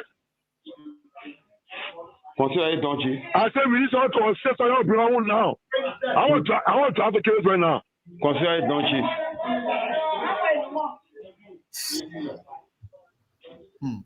The man who you arrested with the charge, hold him. I said release my daughter now. Keep the man escape. No, you know what I mean? No. So you cannot release my daughter? What you saying? But Chief, besides, somebody can guarantee her. People here, let me do my own piece of job to guarantee her, Chief. Oh, you talking on the phone, I should get you my wait, I come to the case right away from me. Wait. You understand what happened? I say, hey, I'm driving the case right now. I don't want to fucking see you. I don't want to fucking see you that day, didn't want to get there. I don't want to fucking see you in jail, didn't want to get there right now. And all of you, then you tell me I'm doing my job, and can you tell me to do your job? No, you talk to me on the phone? The people here guarantee her. That would do a guarantee. No, can't just get you telling me I should give you a chance to do your job? I mean, you spoke to on the phone right now? No, I said, the program guarantee her the year, the already year. So that would do it. Okay, let me say something so you can understand. Yes, sir. You is the one who sent your telephone number to me. I want to see you in my office tomorrow morning. You telling me to give you a chance to do your job? No, I and what you just told me? You might ask my people what happened. Are you ordering me to give you a chance to do your job? Chief, I said the probably year they get from the year. I think your daughter, your. I said, they're all my children. I'm telling you, they telling me say give me a chance to do my job, right? I'm driving a Carrisburg. I'm driving no. I'm driving the Carrisburg. Now you are talking to the people outside there. Give me a chance. Not you. I think you're in the north. Other people talking to the. Hey, Prince. So Prince, I think that. Well, Teacher Light, this will be surprising and shocking maybe to the audience. Maybe somebody who just coming here for the first time, people who just joining us, but not for those that have been here for a very long time, because we have said this consistently. Even before the LDEA deputy boss, SUA, could use the platform where government disseminate its information, that is MICA, to inform the entire world that there were people in the executive that were involved with this thing. We said it from the beginning. You said it here on this platform. We've been saying it consistently. So this is just to, kind of vindicate all that we've been saying. People who say, oh, you're lying. Oh, they think that politics are saying. Look at what is happening. But even what is scaring as I'm listening to this thing, Teacher Light, to see that the drugs dealers, they do not have fear no more, that they can be able to stand and attack officers. It's scary, Teacher Light. It's scary. Just quite recently, we saw an LDEA officer who was murdered. An LDEA officer that was murdered. So we are reaching to the place where we will see people who are involved with this drug carrying arms in the street in the broad daylight and challenging the authority. But the officer is telling his boss, man, they took our Mark Bravo. That Mark Bravo made a motor back. He said, yo, get it at any time. He dismissed it. Oh, I know you released my daughter. You will get it at any time. There's a commander who has seen that his daughter and whoever her cohorts, they attack these guys, they beat them, took. Yeah, God. Yeah. Wow. Look, commander is even involved with some clandestine deeds when that man is investigated. Because Teacher, there is no way, from the way he's talking, you will know that he is aware that this girl can go to this area. Or maybe she has some acquaintance with these guys because he knows the place. He knows the place very well. So he is aware. That's why we said, when a friend of mine called me once and I posted this on my Facebook and told me that, look, Prince, they DEA, they drugs business, all these police commander, then I see most of them, because they have some good ones there. These people, they are connected to these ghettos. These ghetto guys, they will do their business. After every 2 weeks, they go and go report salute. They go and give money. Even Gregory Como himself is benefiting from it. Almost all of the ghettos, especially in Monrovia and its environment, those bigger ghettos, every 2 weeks, they are giving something to him. So there's the reason why this thing is not going anywhere. There is just to at least put it out there to the Liberian people, let them hear it, to know that the people who are pretending like they're fighting drugs, the government, they are not fighting drugs. They are the one that are enabling. In fact, they are the distributor. Look at this kind of thing that is happening. In any serious country, Abraham Okampi will be in handcuff and placed behind bar now. Not even disrobe, but he will be in handcuff and placed behind bar. But Liberia honor Joseph Newman Boyka, my people. Well, it's a lie. That ain't there. All right. So let's get to the line center with you. Well, your committee member. Congratulations to the committee's member, to His Excellency President Dr. George Manawia. We say thank you so much for your very, very brilliant work of setting up that committee. We say thank you. And committee members, we hope that you work expeditiously to ensure that our headquarters is up. Congratulations to the team and all of us. All right. Thanks to all of them. Let's get on right here on this die. He says, and he does it all of the time. Let's get on. Hello, how are you doing? Quickly. Hi, short time. We've got 17 minutes to go. Hello. Sure. Hi, hello. All right, sorry. Hello. Hey, good evening, Eddie. Yeah, let's hear from you, please. Thank you very much, Eddie, and thank you very much to Sharif. Sharif, I am Spencer Mohammed, and I call from a Purple Corner, down Coast Bone Hill, Winter Community. Eddie, thank you. I think you talked about 3 pointers. Let me make my point very quickly on these 3 issues. The first one has to be with the open confession of Mr. Joseph Newman Boakai, who told Liberians in the world that yes, the 1.5 million vehicle I'm driving and the lavish lifestyle, the 40 human being that I carry to Japan, because of that, the Japanese government told me they will not give me anything. And yet he validated our argument that he's doing wasteful spending. That's why the people told him to come and see how he can redirect his government expenditure so they can be able to gain something. The next one has to do with this PIN guy you're talking about. PIN. According to what I read today, PIN was fired by Marcus Deyu before because of this criminal attitude that he exhibited today. Because Marcus Deyu noticed at the time, during President Weah time, that he was engaged in the drug business, they fired him, but because of the connection to Swat, so I brought it today and he said, business and distributing drugs all around here. Ebi, thank you very much. I also want to use this time to tell His Excellency Dr. George Manawia for always bringing proud to win the sedition. Yesterday, the guy thought they were disgracing us, but God has made it to be a better one for him. President Weah, thank you very much. May you live long. May the CDC live long. Thank you for always giving us the opportunity to make our front on national issue. Thank you, Eddie. All right. Thanks, boss, for your contribution. Hello, how are you doing? Well, yeah. Yeah, my name is Matthew Estoba, come from Province City. Okay, let's hear from you.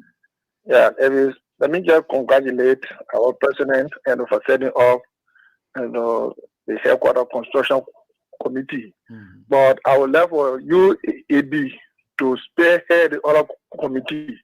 Because no, forget about that thing. I'm not part of your committee. No, I'm not part of your team. I'm begging you, Eddie, listen to me. We listen to you. Man, why you want to put me in that thing? I say I don't want to be there. Hello? Yeah. Eddie, I have 5 David Smith and other people have some Smith in Brazil here. We don't know who to give it to because any committee set up now, they will tell you how to do it. We'll announce it. For you to launch a program. Okay. That we have to bring our contribution. Oh, so that you all carry that. No problem. That one will do it. Okay. Yeah, no problem. Thank you very much. All right. Yeah. Well, where would the committee to see how we can help? Yeah. But man, I'm a journalist. I'm a journalist and lawyer. I'm not part of your party. Yeah, fine. How you doing? Yeah, everyone, this is the voice of Tabula Strategy Live. I'm waiting for control to be spectacular, but you can go to location AV in Zimbabwe. All right, go on. Maybe let me appreciate you for the show. No, to your life, and what you do, but we like people, we don't get to pay. But you are connected to the real issue. And you are sorry for my English, right? Because you know, for me, I don't speak good English. You don't want to water people. It's very hard to tell you how water people will tell us so you fall out the other. We tell us so you fall. That's how the public looking. Can you imagine, how will you tell me that you came to rescue, and then today look at the U.S. we put human rights to the full. So today I want to know the human is Baka rescuing domestic animal or is you rescuing the Liberian people?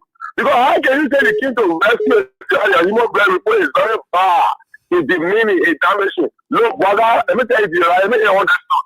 You can take the whole, but give me joy. You can take the whole, but give me joy. We are everybody. You can take the whole, but give me joy. We are no turning, no to the light, no turning back. That's Okay, thank you, Sabu.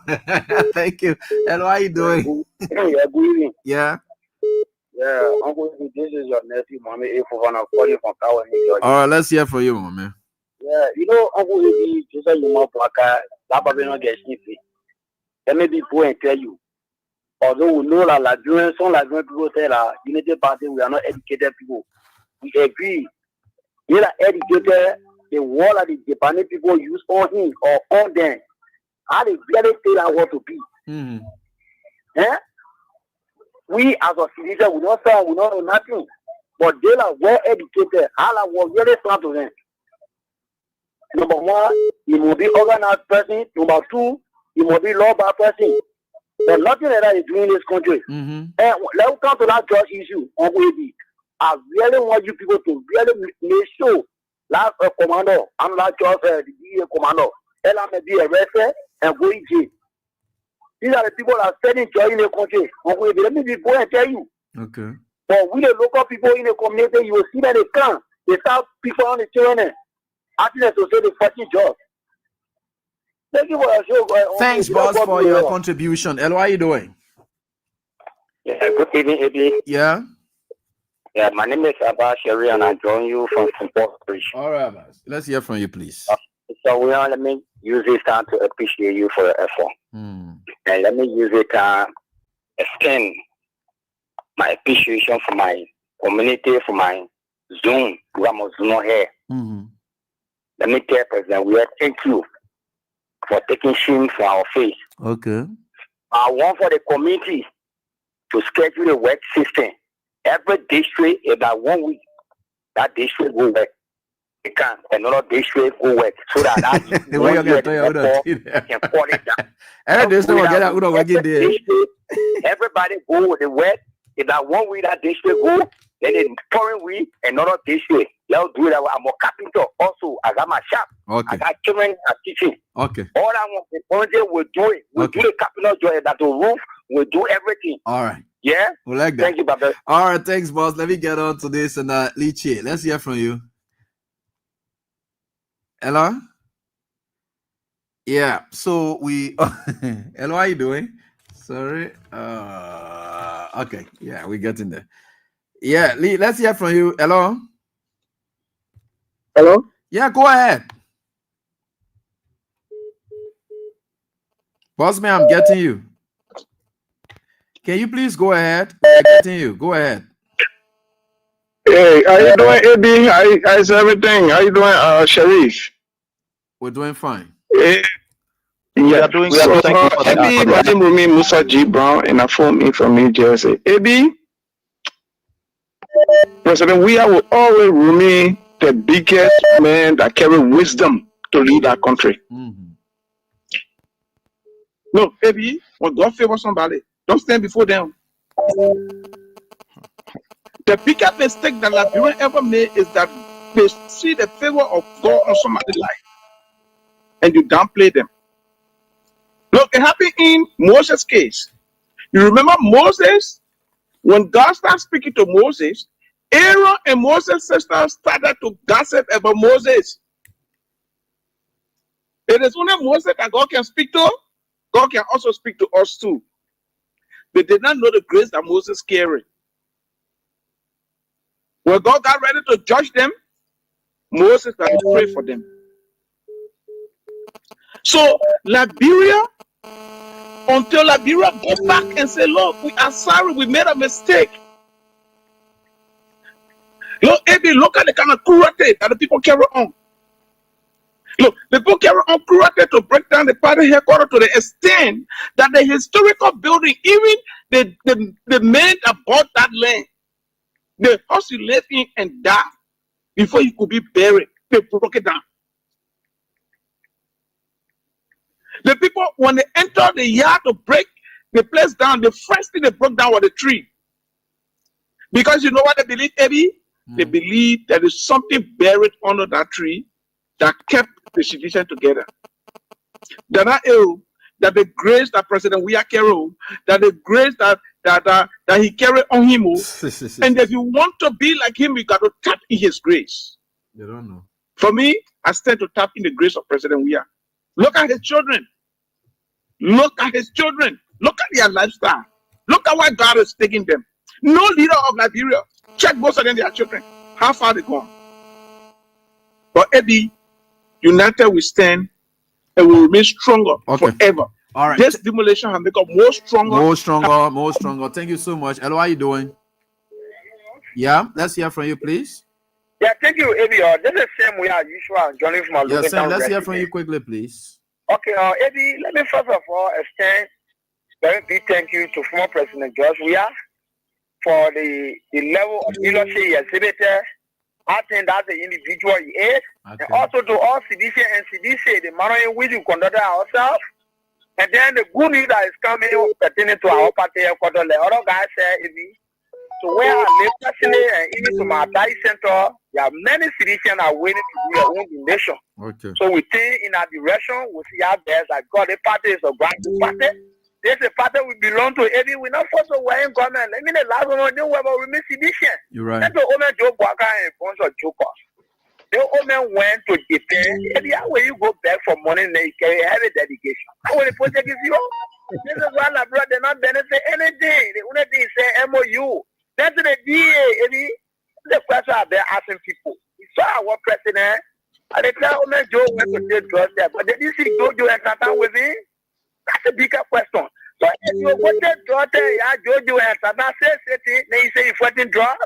I think we are not serious. But overall, we are also because of our children, everyone of us accepted one way or the other. Okay. I think we are standing on our we will. Thank you for the opportunity. Thank you, boss, for your contribution. Hello, how are you doing, Lee? Che, let's hear from you.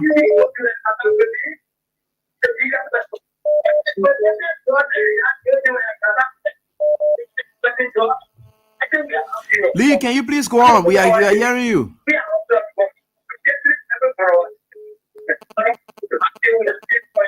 Okay, so I don't think it's ready, and so I will get on to the next caller shortly. But man, we gotta go on, Lee. I said we getting you. You're not speaking. What's it?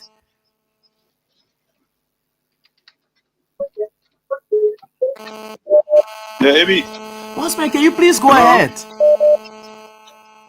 Hello, Abby. Can you hear me? We are hearing you. Please go ahead. Can you hear me? We are hearing you. Please go ahead. Gosh. Hello, Abby. Okay. Hello. Hello. Anthony Young. Yeah, man. Good evening. Yeah, good evening, man. Please go on. Yeah. Okay, I'm calling you from Texas. Okay, man. Thank you. We're all broken down here on Saturday. Okay. But in the afternoon, we heard our leader. We heard the speech. We read it. It came back to us. I know, right? So it came back to us. Some of them cry with me. I didn't cry. I was broken. I didn't cry. But some of the members cry here. You're right. Started calling one another. But thank God that we are alive. And thank God that our children, our fathers and back home, nobody died. You're right. But I called back home yesterday and I called again today that they should try and talk with them to free the guys they carry. They should free them. They should free them. Right. Anthony, let me tell you, President Weah hit by President Bwaka started 2017. Okay. The election of 2017, when President Weah won 40 counties and he won one county, that's where the hate started. The hatred started. But see his President Weah with that kind of white heart, kind heart, he been doing things. He said he picking up. Mother-in-law or father-in-law died. He did this, he did that. But the hate started He said, according to his partisans, that why should a young boy, a small boy like that, make him shame? So the hate started since 2017, that election. The way it started. 2017. He partisan, they don't keep quiet. They tell us everything. He said, I hate that in the old man against your leader. It started 2017, but people don't know. 2017. When people make us shame, make him shame. After we spend that money, the old man got only one country, people got 17. But saying he's not clever. Because we are not clever to know. So, but we thank God that he was able to tell Sidchen, don't react. Don't fight. 500 army, don't face them. Let them do what they want to do.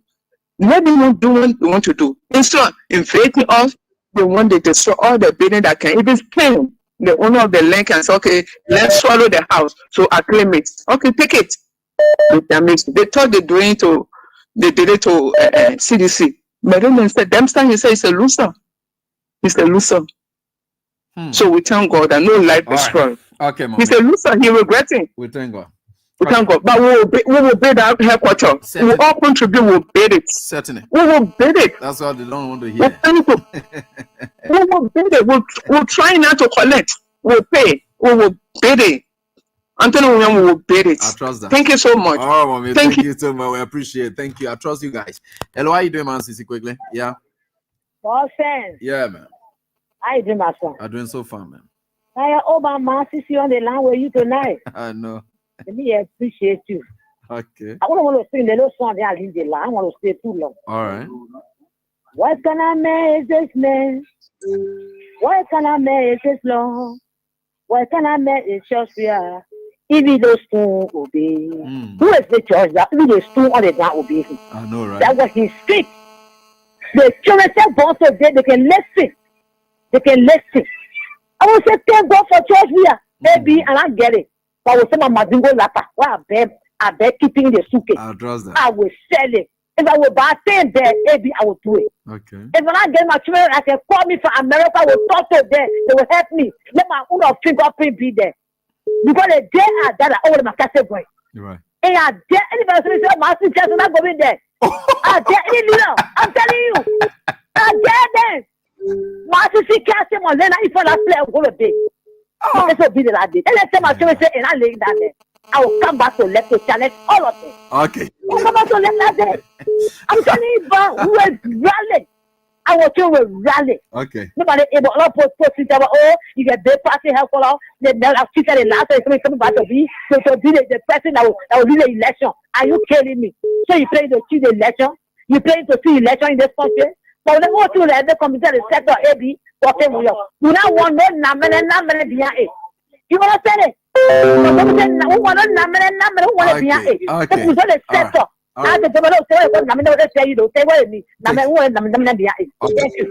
Thanks, man. CC. We imagine. Make me mind. Then I'll get to the WhatsApp line quickly as we move on. Hello, quickly. Okay, so yeah, what I get? Oh, I gotta do that. All right, let me get onto the WhatsApp line. I'll get right back. Hello, how you doing? Yeah, how you doing, AB? Yeah.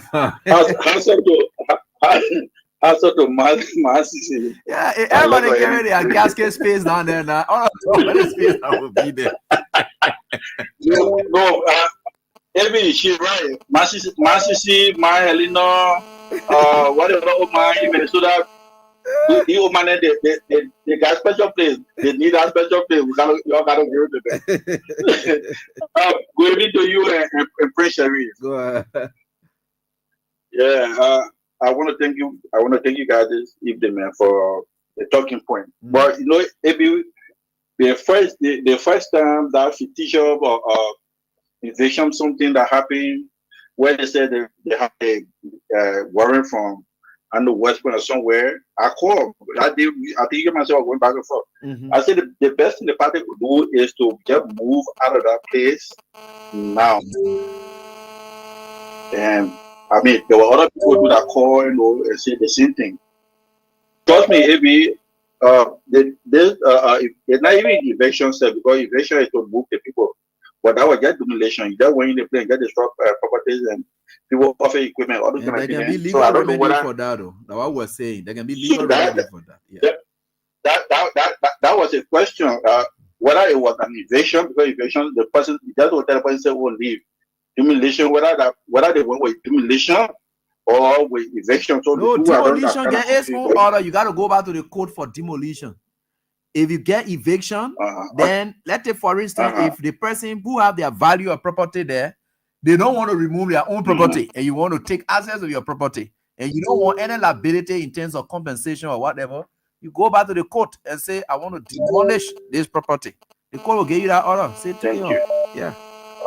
All right. Yeah. All right, but here's the catch, right? And I just want to say hats off to the president for appointing the committee. But this is a challenge to people that were jubilating when the party headquarters were being demolited. This party, trust me, Georgia is not going to put a cent in nothing. The forces from America here, all we want to know is we just want to know the account, how easy it would be for us to make our transfer from our mobile phones to that account to make our contribution. The Liberian people on the ground, I know they're going to work themselves all. Even that 1 year is too much. Trust me, if that party headquarters work starts today and the men are on the ground, it's just about 5 months. In the 6 months, we're talking about moving that place. Right. We that in the place, we live from here, go back home and just pay our horses them from grassroots to the router for 3 months, 2 months, and we're talking about putting you have the kind of forces on the ground. So this is a test to the Liberian people, to sedition. It's time to hold together. The forces are on the ground. You'll put your feet on the ground. You'll go there and work. You'll do the labor. We'll look for the financial assistance. We'll give it. We just want to just publish the account that will make it easier for us to just make our contribution from our platform. All right. Thank you, boss. Thanks so much, and thanks to all of you. Time has really caught up with us, and I can't thank everybody. We'll keep talking about these things, and as we move on, we've got all things are possible, and we'll certainly get there. People, we can't get everything going on like this. And so we have to do what we can, especially for the sake of our country, and no matter what the circumstances are. We are certainly getting there, and we will. Nothing can stop us from getting there, and we will get there. And whether you like it or not, we will get there. Whether you like it or not, we will certainly get there. With God, all things are possible.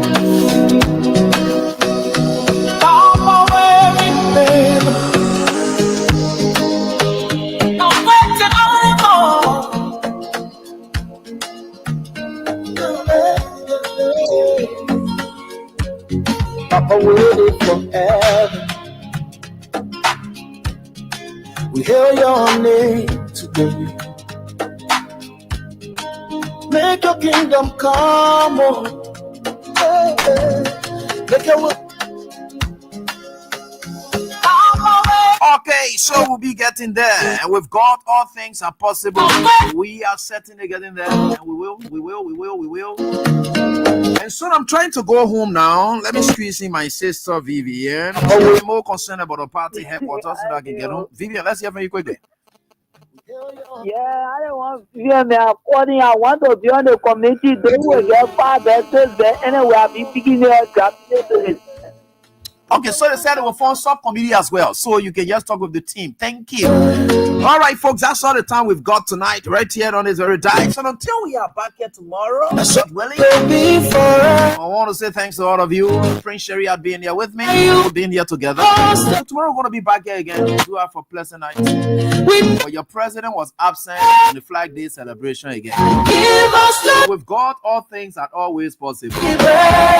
And so that thank you all forever. Everything you continue to do, your prayers you continue to render for us. You have a pleasant time. Bye bye.